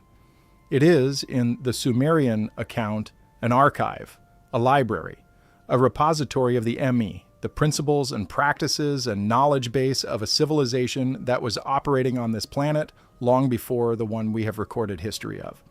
And the question that I want to leave you with tonight is not whether this is true. I cannot tell you whether it is true. The evidence is compelling. The pattern is consistent. The textual, geological, oceanographic, and archaeological strands of evidence all point in the same direction. But compelling evidence is not proof, and consistency is not confirmation, and I will not claim more certainty than the evidence warrants. The question I want to leave you with is a different one. The question is, what are we not looking for? We have the technology to survey the Gulf floor in extraordinary detail. We have the translation resources to work through every cuneiform tablet in existence. We have the satellite imagery, the sonar technology, the submersible capacity, the computational power to integrate everything that is known and find the gaps that the known maps to. We have all of this, and we are not using it for this. We are not systematically surveying the Gulf floor for pre-flood civilization remains. We are not funding the full translation and analysis of the untranslated portions of the cuneiform corpus with the explicit question of what geographic information they contain. We are not taking seriously, in the academic context where seriousness produces action, the possibility that the oldest written record in human history is describing something that happened in a place that still exists that we could go and look at. We are not doing any of these things, and the reason we are not doing them is not technological. It is not financial in the absolute sense. It is not even political in the absolute sense, though the politics of Gulf access are real. The reason is a prior decision. a framework decision, a decision that was made gradually and collectively and without explicit deliberation by a century and a half of scholarship that built its understanding of the ancient world on a specific set of assumptions, and that those assumptions are now so embedded in the structure of how we study the ancient world that questioning them requires not just new evidence, but a new framework for evaluating evidence. That new framework is being built, slowly, by people who are willing to ask the uncomfortable questions, by researchers who have looked at the pattern of evidence across multiple disciplines, and have refused to accept the conventional explanation because the conventional explanation does not fit the pattern. And the tablet in Philadelphia is waiting for the new framework to arrive. It has been waiting for 130 years. The clay is patient. The question is whether we are. We have covered a tremendous amount of territory tonight, and I want to bring it together before we close because I think it is easy to lose the thread when the investigation ranges this widely, and the thread is important. The thread is this. There is a document, the oldest flood account in the world, written in the oldest writing system in the world, by a civilization whose origins are among the most genuinely mysterious in the human record, that describes a place that sank in one night and gives that place a geographic location.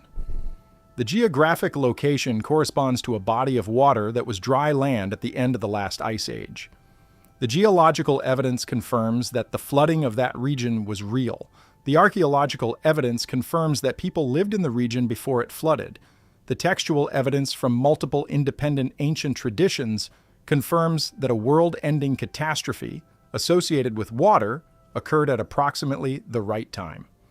And the same textual traditions describe the beings who established civilization in the pre-flood world as having come from somewhere specific, having administered civilization with a specific organizational structure, having maintained a repository of knowledge in a specific location, and having ensured that the location of that knowledge was preserved in the memory that survived. This is not mythology, or if it is mythology, it is mythology with coordinates. Mythology with a specific geographic claim that can, in principle, be tested. That is not what mythology usually does. Mythology does not give you coordinates. Mythology gives you meaning, and this text is giving you both. The meaning is that the world has ended before and will end again, that what has been lost can be remembered and perhaps recovered, that the knowledge of those who came before us was not lost without trace, but was pressed into clay and carried forward by the survivors, and has been waiting in a museum in Philadelphia and in the sediment layers of a gulf in the Middle East for someone to take it seriously. Take it seriously. If this is the kind of investigation you want to follow, and if you made it to the end of this one, then I think you do. Subscribe and turn on notifications. We are going to be going back to these texts repeatedly because each one of them opens onto questions that require their own dedicated treatment. The Anunnaki documents alone could fill a year of episodes. The ME texts are an entirely separate investigation. The connection between the Sumerian flood and the geological record of the Persian Gulf requires a dedicated look at the oceanographic data that we only touched tonight. Leave a comment. Tell me what grabbed you. Tell me what you want to go deeper on. Tell me whether you think the Sumerians were recording history or inventing mythology, and tell me what your reasoning is. Because the most interesting thing about this investigation is not what I think. It is what happens when people who are paying attention start thinking about it seriously.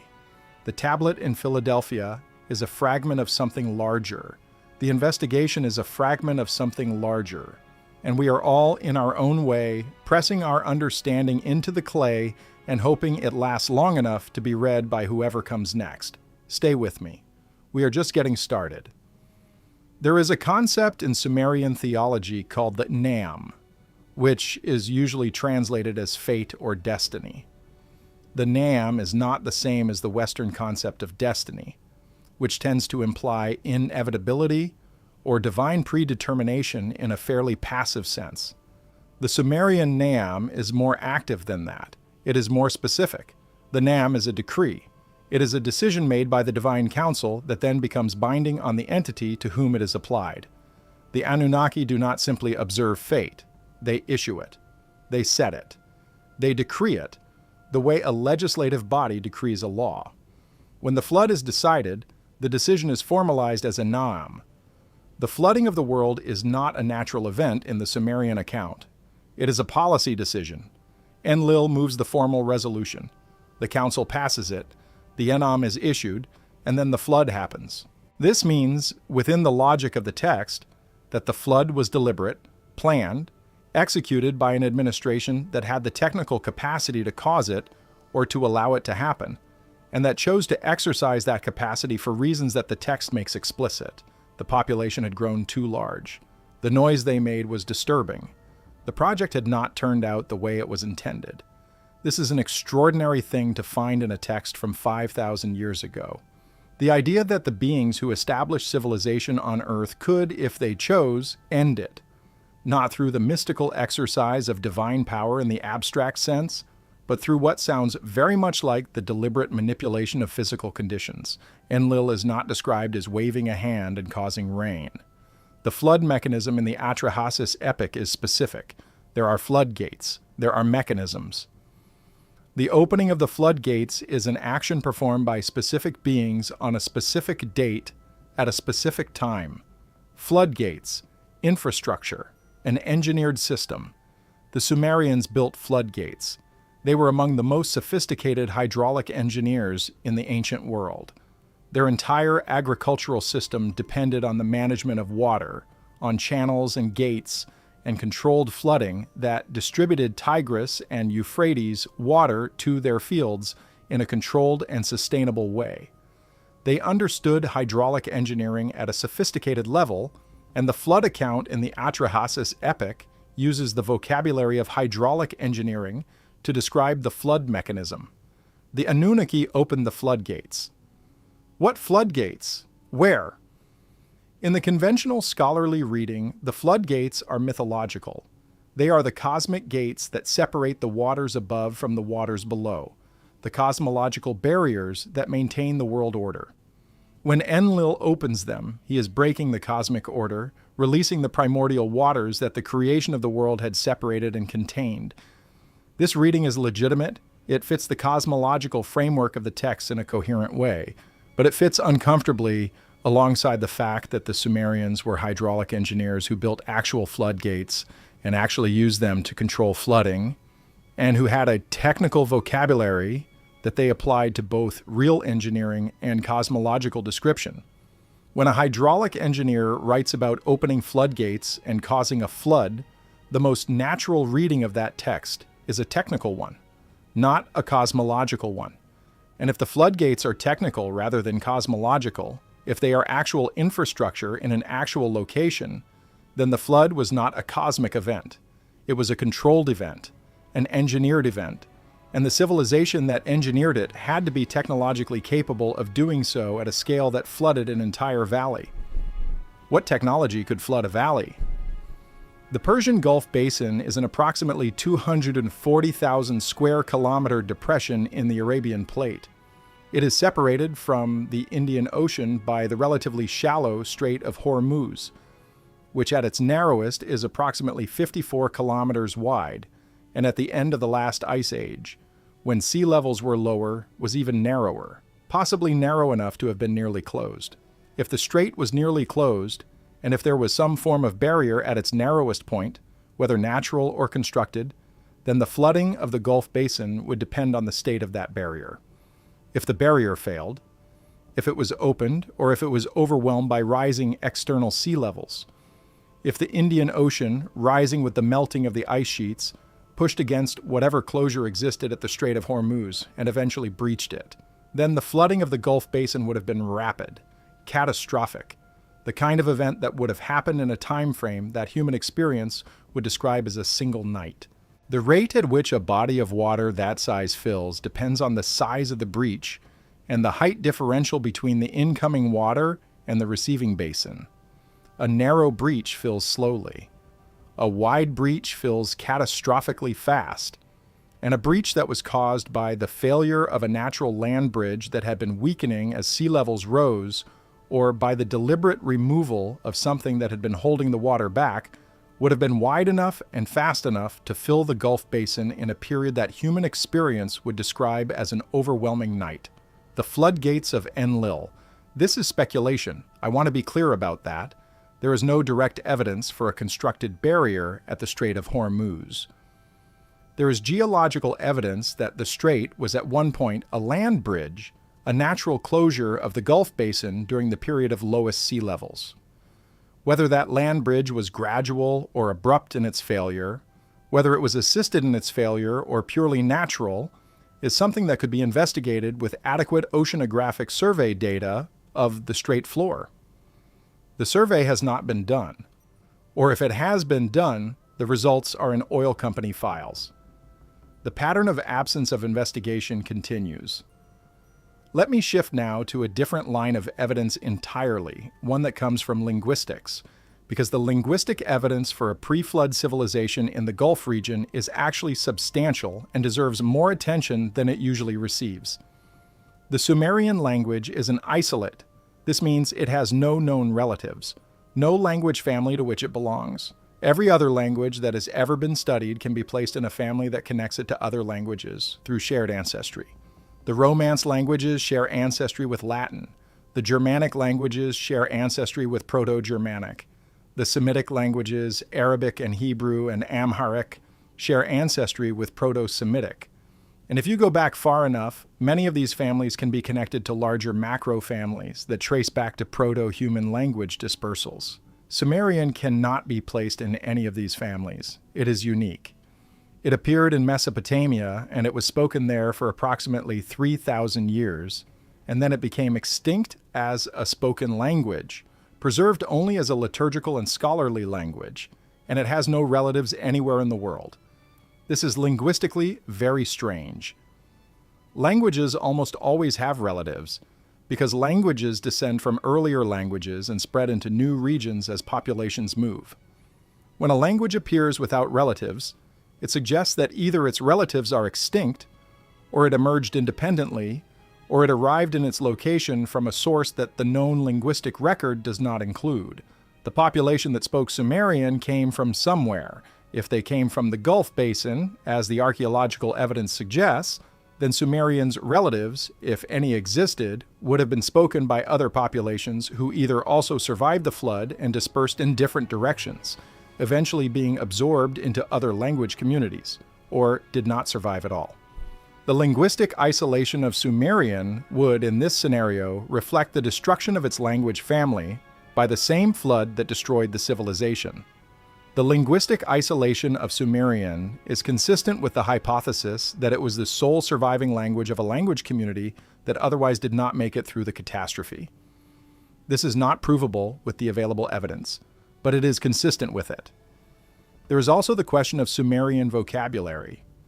Specific vocabulary that relates to concepts of great antiquity or to concepts that suggest knowledge of things that the Sumerians should not have known in the conventional account. The Sumerian word for the sky is An. The Sumerian word for the earth is Ki. The Sumerian word for water is A. These are among the shortest, simplest words in the language, which in linguistics is a strong indicator of great age. Short, simple words for fundamental concepts are old words. They have been worn down by millennia of use to their minimal phonological form. The age of these words is consistent with the great antiquity that the king list claims for Sumerian civilization. But there are also Sumerian words that imply knowledge of things that the conventional account says the Sumerians should not have known. The Sumerian word for copper is urudu, and the Sumerians' knowledge of copper metallurgy is consistent with what we know of Ubaid period metalworking. But the Sumerian word for iron is anbar, which translates literally as sky metal, and the Sumerians' documented knowledge of iron dates primarily to the late Bronze Age, after the period of the earliest Sumerian texts. The word sky metal suggests that the Sumerians' first encounter with iron was in the form of meteoritic iron, iron from falling stars, which would indeed be sky metal, and which would have been encountered before systematic iron smelting was developed. This is an ordinary linguistic etymology, not remarkable in itself, What is remarkable is the implication that the Sumerians had a word for iron that preserves in its etymology the memory of how iron was first encountered, sky metal, from the sky, and that this word is embedded in the language at a level of antiquity that suggests it predates the systematic smelting of iron by many centuries. Sky metal, from the sky, remembered in a word that is old enough to predate the conventional introduction of iron into Mesopotamia. The Anunnaki come from the sky. Their designation in the Sumerian language encodes directionality. From heaven to earth, they brought things with them when they came. And one of the things they might have brought, or that might have arrived with them, or that the memory of their arrival was connected to, was material from the sky. Iron from meteorites. This is a thread that I am pulling lightly because I do not want to claim more than the evidence warrants. But the vocabulary of the Sumerian language is not arbitrary. It is not accidental. Sumerian words encode memories of how things were encountered and understood, the way all languages do. And when you read those encodings carefully, what you find is a vocabulary that is consistent with the history that the texts themselves describe.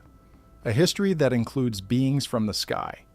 A history that includes the use of materials brought from elsewhere. A history that includes a civilization of great antiquity, existing in a location that is now underwater, speaking a language that has no relatives because its relatives did not survive. The linguistic record is consistent with the textual record. The geological record is consistent with the textual record. The archaeological record is consistent with the textual record. The oceanographic record is consistent with the textual record. And the textual record says that the location was preserved in writing so that it would not be forgotten. What does it mean that we have not looked? I think about this question a great deal. I think about it in the context of what we know about how academic and institutional priorities are set. I think about it in the context of the sociology of knowledge, the way that what a culture considers worth knowing shapes what it actually bothers to find out. And I think about it in the context of what was lost in Baghdad in 2003, and what is sitting in private collections, and what is in oil company files, and what is in the untranslated portions of museum collections around the world. The sociological answer is that we have not looked because the framework does not tell us to look. The framework tells us that the Sumerians were the first civilization, that they invented writing and law and mathematics and astronomy, that they were remarkable human beings who pulled themselves up from hunter-gatherer prehistory and built something extraordinary in a very short period of time. And within that framework, the question of what was there before them in the valley that is now underwater is not a research question. It is a category error. But there is another answer, and it is darker, and I do not know if it is right, but I think it is worth saying. The other answer is that some people have looked, that the surveys that have produced anomalous data have been seen by people who understood their significance, that the tablets in Baghdad that were looted in 2003 were not all taken randomly, that the interest of state actors in controlling access to the Gulf region, an interest that has dominated geopolitics for the past century, is not purely about oil, that there is something down there that is known at some level by some people to be significant in a way that goes beyond historical curiosity. I cannot prove this. I do not assert it as fact. But the pattern of access control, the pattern of missing data, the pattern of investigations that stop just before they would reach definitive conclusions, is a pattern that has a mundane explanation and also a less mundane one. And I think it is worth naming the less mundane one, not because I am certain it is correct, but because the history of suppressed discoveries is long enough that treating suppression as the default explanation for absence of evidence is not paranoid. It is realistic. The history of archaeology is a history of discoveries that challenge established frameworks being initially dismissed, then absorbed, then reframed in terms that minimize their implications. The Dead Sea Scrolls were initially dismissed. The discovery that Egyptian civilization predated Mesopotamian civilization in some respects was initially resisted. The evidence for pre-Clovis human presence in the Americas was fought over for decades before the field accepted it.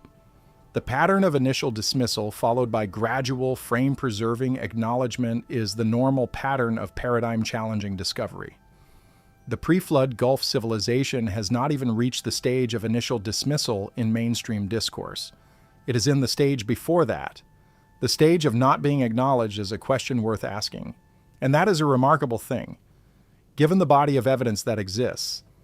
Let me close this portion of the investigation with a thought about time. The Sumerian king list records pre-flood reigns totaling 241,200 years. This number is, in the conventional scholarly reading, mythological. But let us take it seriously for a moment. Let us ask what it would mean if it were accurate. 251,200 years ago, anatomically modern human beings existed. Homo sapiens evolved, in the most broadly accepted current estimates, approximately 300,000 years ago in Africa. By 200 years ago, our species was well established. We were cognitively capable. We were socially complex. We were using tools, fire, symbolic thought, language.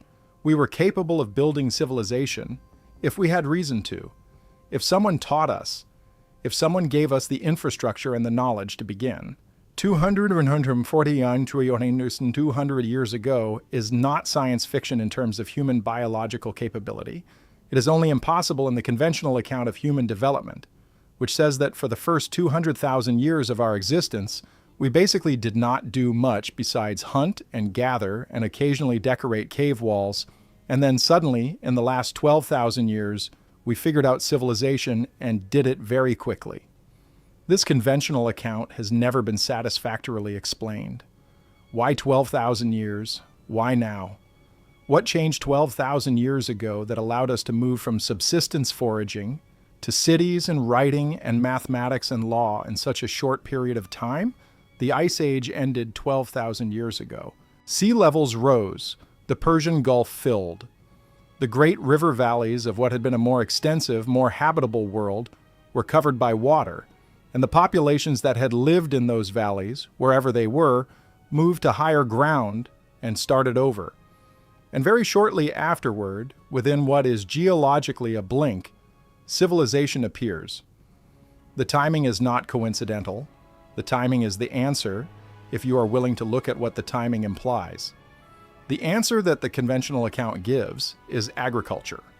The domestication of plants and animals allowed a settled surplus economy that in turn allowed specialization of labor, that in turn allowed the development of complex social institutions. This is a real causal chain. Agriculture does explain a great deal of what happened in the Neolithic period, but agriculture is also not something that springs from nothing. Domestication requires knowledge of plant genetics, even if that knowledge is empirical rather than theoretical.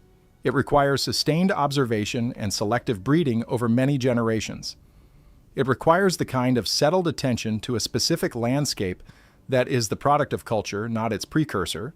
The Sumerians claimed that agriculture, like everything else they had, was given to them, that the Anunnaki taught them to cultivate grain, that the knowledge was transmitted, not developed, and the speed with which complex civilization followed the adoption of agriculture in Mesopotamia and in several other places around the world in a period of just a few thousand years after 12,000 years of apparent stasis is consistent with the transmission hypothesis.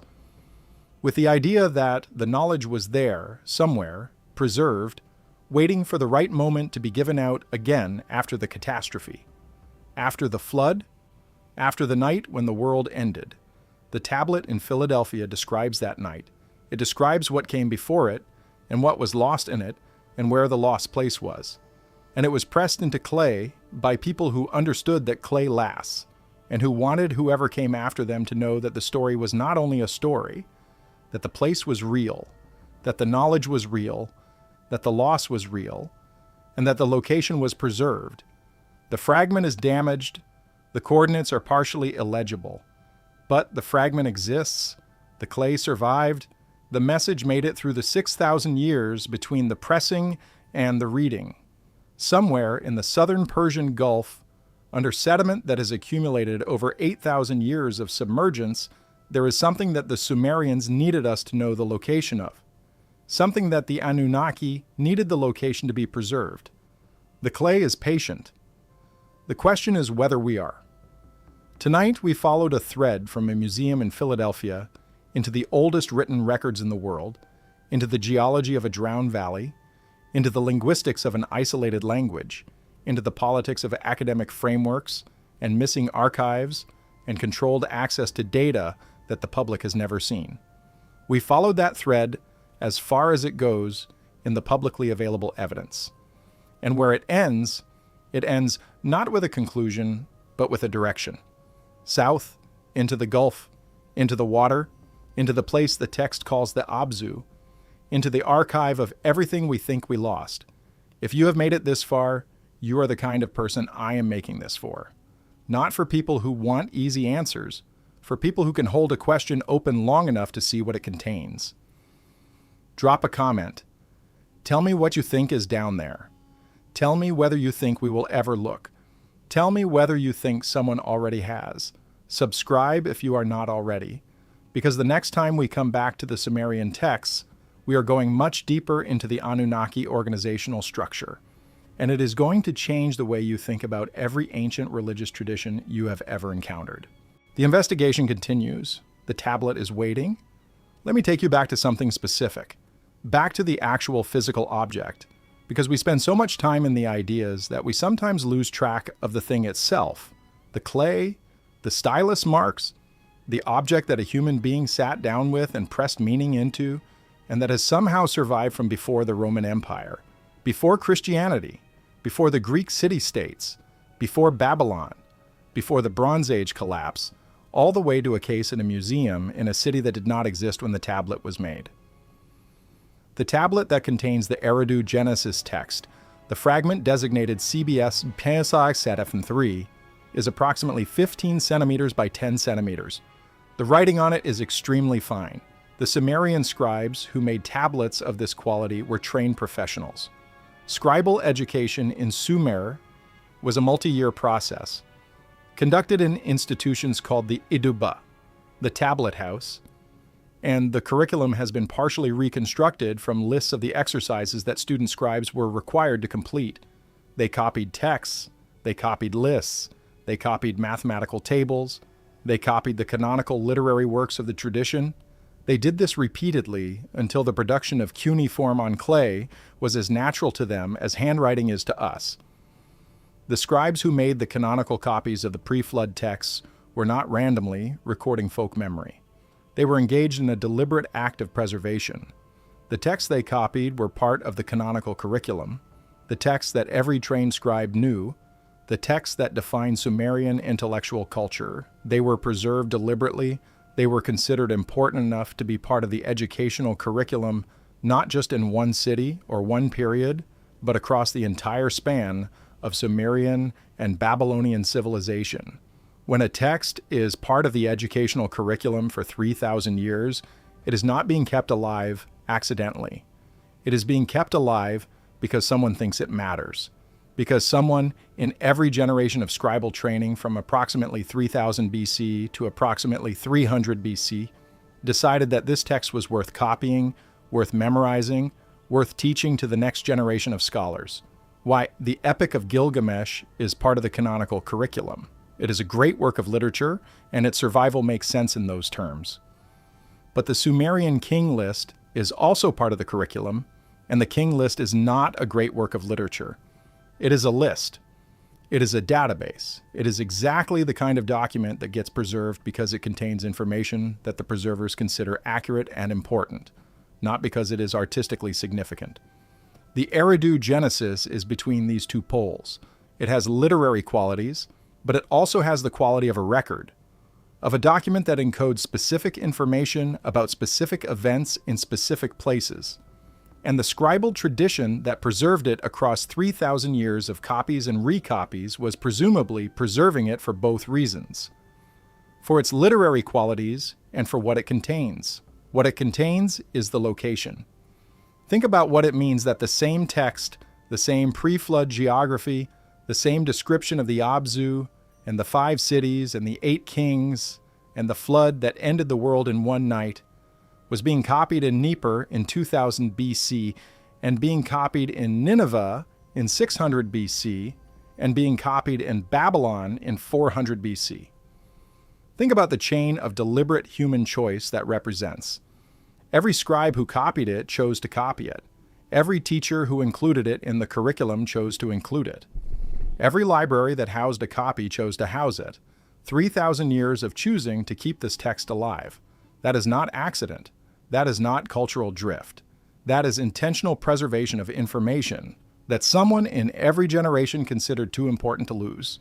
The Anunnaki are described in the text as having given humanity the Me, the divine attributes of civilization, but they are also described as having given humanity the Dubsar, the scribe's art, the ability to write, the ability to preserve knowledge in a permanent medium. Enki, who is the most consistently pro-human of the Anunnaki, is specifically associated with wisdom and with writing. He is the keeper of the Me. He is the one who preserves knowledge, and he is the one who, before the flood, ensures that the key information survives. The scribe's art was given so that the record could be kept. The record was kept so that the location would not be lost, and the location was preserved so that whatever is there can, in principle, be found again. This is the reading that the ancient astronaut perspective applies to the text, and it is a reading that has a certain elegance that the purely mythological reading lacks. Mythology does not usually include its own preservation mechanism. Myths do not typically explain why they are being preserved. The Sumerian texts do. Enki tells the survivor to preserve the knowledge. The survivor writes it down. The scribal tradition preserves the writing. The preservation is thematic in the texts, built into the narrative, as if the texts are themselves an example of what they are advocating. The preservation of knowledge through catastrophe. If you designed a system for preserving critical information through a catastrophe, you would want it to be self-reinforcing. You would want the preservation of the information to be built into the cultural practice that keeps the information alive. You would want every scribe who copied the text to understand, at some level, that the copying was itself the point, that the act of reproduction was not just literary maintenance, but survival. The Sumerian scribal tradition has exactly this quality. The copying of the canonical text is described in the scribal curriculum as a sacred act, not just an educational exercise, a sacred act, an act that maintains the world order, an act that pleases the gods. The scribes who copied the Eridu Genesis were not just doing homework. They were, within their own understanding, doing something that the divine order required of them. They were keeping the record alive. They were keeping the coordinates alive. Now I want to talk about what happened to the tablets after the fall of the Sumerian civilization, because the story of how the tablets survived is itself a remarkable story of preservation through catastrophe, and it illuminates something important about what the people who kept the tradition alive understood about why it mattered. The Sumerian civilization as a distinct political entity ended approximately 2000 BC when the city of Ur, the last great Sumerian city-state, was conquered by the Elamites from the east and the Amorites from the west. But the Sumerian intellectual tradition did not end. It was absorbed by the Babylonians, who were Amorites, who were Semitic speakers in a cultural environment previously dominated by the Sumerian language, and who chose not to discard the Sumerian intellectual heritage, but to adopt it, translate it, and continue it. The Babylonians translated the major Sumerian texts into Akkadian, the Semitic language they spoke.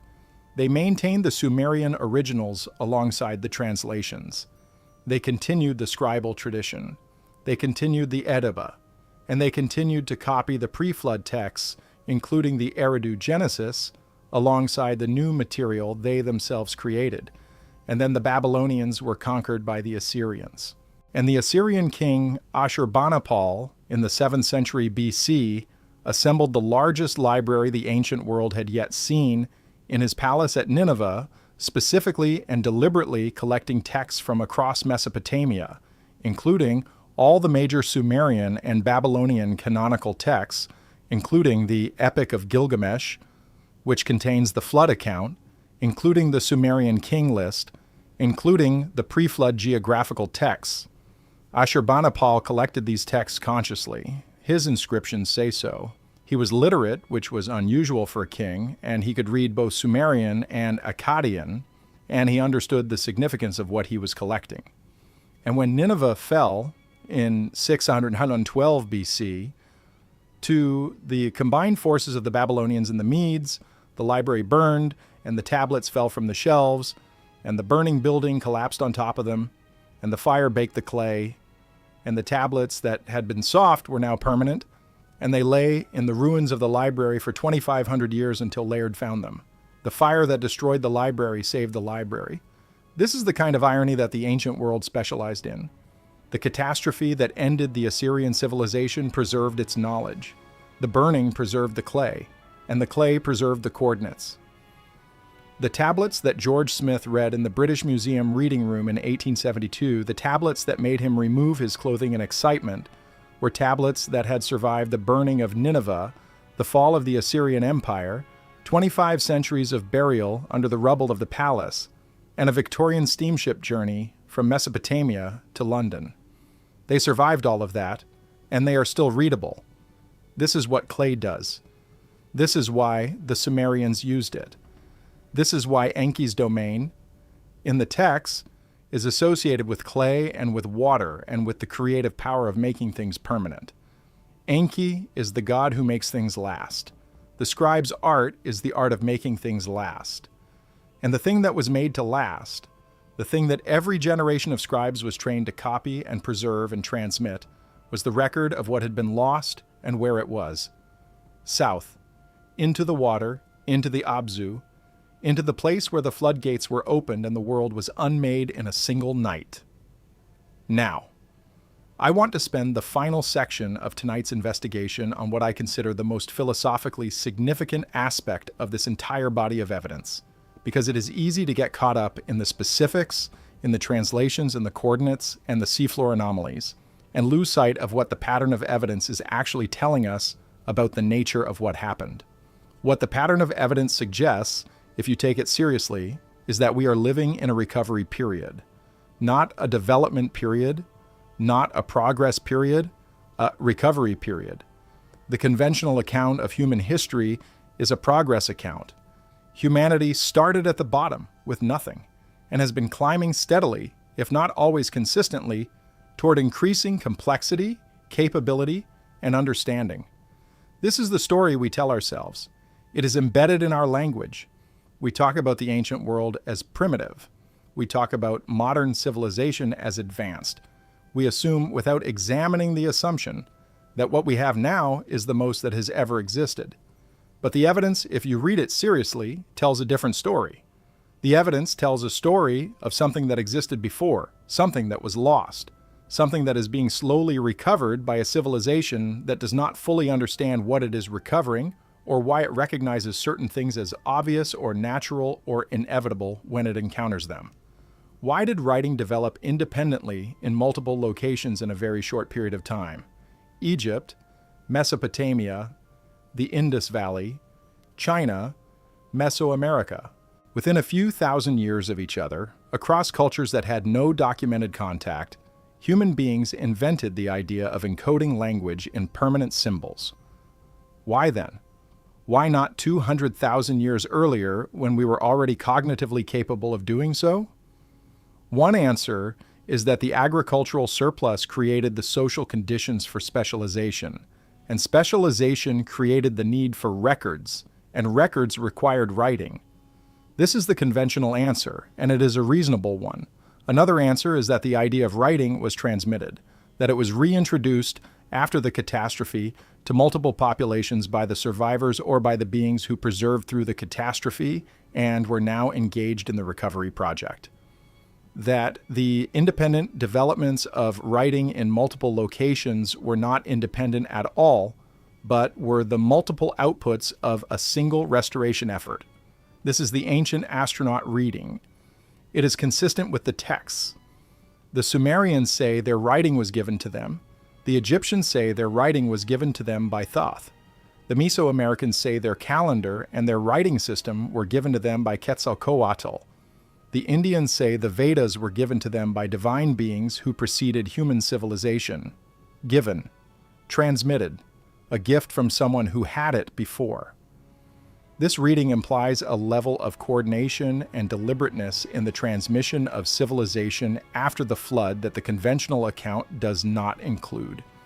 It implies that what happened after the catastrophe was not spontaneous recovery, but managed recovery. That the beings who survived, or the beings who administered the situation from a more removed position, made deliberate choices about what to transmit to whom and when. The timing of the transmission of writing and agriculture to multiple independent cultures in a historically concentrated period, within a few thousand years of the end of the last ice age and the associated flooding events, is consistent with a managed release. A deliberate introduction of specific technologies to specific populations at specific times as the conditions became appropriate for those technologies to be received and used effectively. Enki, in the text, advocates repeatedly for humanity. He argues against the flood. He warns the survivor. He advocates for the restoration of human civilization after the flood. He is described as the patron of crafts and skills and knowledge, the being who wants humanity to have what it needs to thrive. And after the flood, in the texts that describe the post-flood period, Enki is active in the restoration. He is the one who reestablishes the systems, who ensures that the knowledge returns to those who can use it. The Eridu Genesis describes the establishment of kingship after the flood in language that parallels the establishment of kingship before the flood. Kingship descends from heaven again, the same organizational principle reintroduced, the same framework restored in a new context. If this is recovery rather than development, then what we are recovering is not yet clear. We have recovered a great deal in 12,000 years. We have exceeded the technological sophistication of most periods of human history by most measures. We have reached a point where we can see the seafloor, translate ancient languages, model the orbital mechanics of planets, and sequence the genome of ancient populations from trace DNA in sediment. We have enough capability to look for what was lost. The question that the tablet is asking, and I believe it is asking it deliberately, by surviving, by being preserved across 3,000 years of scribal tradition, by being pressed into the permanent medium of clay, is whether we are ready to look. Whether we have reached the point in the recovery where the question can be asked seriously, investigated properly, and answered. We may have. The technology exists. The analytical tools exist. The willingness to question established frameworks, the willingness to follow the evidence past the edge of what the institutional structure sanctions, is growing. There are more researchers today who take these questions seriously than at any point in the past century. The conversation has expanded. The evidence has accumulated. The anomalies have been documented enough times by enough independent researchers using enough different methods that their dismissal as coincidence is becoming increasingly difficult to sustain. The tablet has been waiting for 130 years for someone to take it seriously enough to go look at where it is pointing. We are getting close to being ready. The fragment in Philadelphia has a crack in it. The most important section is damaged, but what remains is enough to understand the direction. South, into the Gulf, into the water, into the place where the world ended in one night and where what was preserved so that we could find it. When we find it, we will need to be ready for what finding it means, not just historically, not just archaeologically, but in terms of what it tells us about ourselves, about where we came from, about what we lost, about who helped us and why, and whether they are still helping, and what they expect in return for the gift of civilization. These are the questions on the other side of the find. And I want to sit with one of those questions for a moment longer because I think it is the one that people most consistently avoid, and avoiding it is a mistake. The question is not just what is down there. The question is what happens to human self-understanding when we find it. Every major paradigm shift in the history of science has required humanity to revise its understanding of its own position in the universe. Copernicus moved the Earth from the center of the solar system to one planet among several, and the theological and philosophical consequences of that move took centuries to fully absorb. Darwin placed humanity inside the animal kingdom rather than above it, and the implications of that placement are still being worked through in both cultural and scientific terms. The discovery of deep time, the realization that the Earth is not 6,000 years old, but 4.5 billion, expanded the temporal context of human existence so dramatically that the implications have still not fully settled into common understanding. What a confirmed pre-flood civilization in the Persian Gulf basin would do to human self-understanding is of a different order of magnitude from any of these, because it would not simply move us from one position to another within the existing framework of understanding. It would require a new framework, a framework that accounts for the possibility that the current version of human civilization is not the first, and that the knowledge we have accumulated is not purely our own achievement, but is partly inherited, transmitted, and in some cases recovered from what was lost. This is not a comfortable realization. It is not comfortable because it undermines the narrative of human progress that is the foundation of the modern self-concept. The idea that we have built, through our own intelligence and effort and ingenuity, the civilization we have. That science and technology and law and philosophy are our achievements, our contribution, the expression of human cognitive capacity operating over time to produce the world we inhabit. If that is not entirely true, if significant portions of what we consider our achievements are recoveries of prior knowledge rather than original discoveries, then the nature of human achievement is different from what we thought, not lesser, different. The achievement of recovery is not less impressive than the achievement of original invention. Possibly, it is more impressive because recovery requires recognizing what you are recovering without knowing that you are recovering it. It requires independently arriving at conclusions that someone else reached thousands of years before you, with different tools, in a different context, for reasons you cannot fully reconstruct. The history of science is full of examples of independent discovery, of ideas that appeared in multiple places at approximately the same time, as if the knowledge was ready to be found, and the minds of the period were prepared to find it. Calculus developed independently in Newton and Leibniz. Natural selection was arrived at independently by Darwin and Wallace. The periodic table was approached independently by multiple chemists in the 1860s. The pattern of independent discovery is usually explained by the maturation of the conceptual environment, the accumulation of prior work that makes certain next steps obvious to multiple thinkers simultaneously. But there is another explanation, one that the Sumerian framework suggests. What if some discoveries are not independent convergences but recoveries? What if the pattern of simultaneous discovery reflects not the maturation of a new idea, but the re-emergence of an old one, an idea that existed before, was lost, and is now being found again, by minds that are ready for it because the cultural and technological conditions have returned to approximately the level at which the idea was first developed?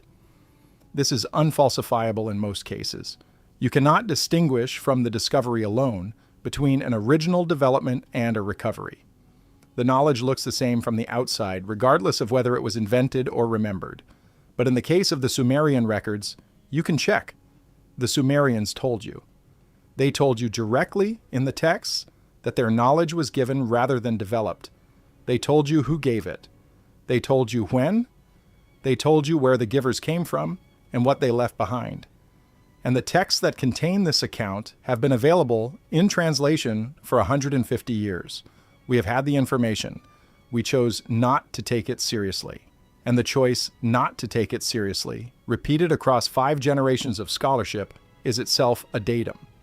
It tells you something about the framework that made the choice, about what the framework required its adherents to believe, about the cost, in career terms and in intellectual terms, of following the evidence past the point where the framework permitted. The framework is not evil. The scholars who built it were not suppressing truth in a cynical or deliberate way. They were doing what scholars do, working within the inherited assumptions of their discipline, extending and refining a tradition of understanding that had produced real insights and genuine knowledge. They were not wrong about most of what they knew. They were limited by what the framework allowed them to ask. The limitation is not unique to this field. Every discipline has its framework, Every framework has its limits. The history of knowledge is the history of frameworks expanding, sometimes gradually and sometimes catastrophically, to accommodate evidence that the prior framework could not contain.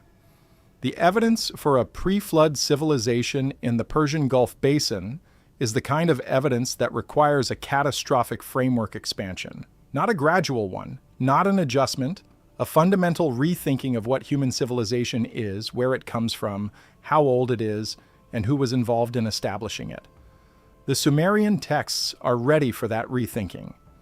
They have been ready for 5,000 years. They have been pressed into the permanent medium of clay and carried through the fall of empires and the burning of libraries and the looting of museums and the passage of geological time. They arrived in our hands in the condition of a message that was designed to survive exactly the kind of catastrophic loss that the civilization that sent it experienced. The message is, we were here. There was something before you. The knowledge was real. The location is recorded, and when you are ready, you can go look. We are getting close to ready. The oceanographic technology is there, the computational power to integrate the geological, archaeological, linguistic, and textual evidence is there. The willingness to ask the question seriously, outside the institutional framework that has suppressed it, is growing faster now than at any point in the last 100 years. The Sumerian scribes pressed the message into clay because clay lasts. They understood that the message needed to outlast everything. Outlast the civilization that sent it. Outlast the civilizations that carried it forward without fully understanding what they were carrying. Outlast the frameworks that dismissed it. Outlast the institutions that chose not to look. The clay has outlasted all of them. It is still here. The message is still here. The tablet is pointing the way. The clay is patient. The question is whether we are ready to go where it is pointing. If tonight opened that question for you, that is enough. That is the beginning of something. Hold the question. Do not close it too quickly with an easy answer in either direction. Hold it open and see what it shows you. That is what the Sumerians did with their clay. They held the question open. They pressed it into permanent form. They made sure it would last long enough to be read by someone who was ready to ask it properly. You are that someone. If this kind of investigation is what you came here for, and I believe it is, subscribe and stay close. What we covered tonight is the foundation. The Sumerian texts have depths that this single investigation has only begun to touch. The Anunnaki documents alone are a multi-year investigation. The astronomical alignments embedded in the king list, the mathematical relationships between the pre-flood rain lengths and celestial cycles, the linguistic archaeology of Sumerian vocabulary, the geological record of the Gulf Basin, all of it connects.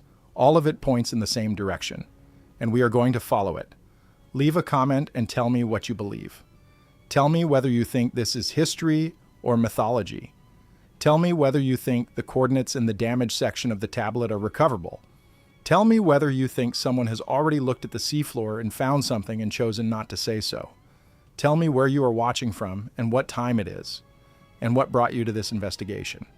And if you know someone who should be asking these questions, share this with them. The clay lasted 6,000 years to deliver this message. The least we can do is pass it on. And we will, because the question is too important to stop here. The investigation continues next time.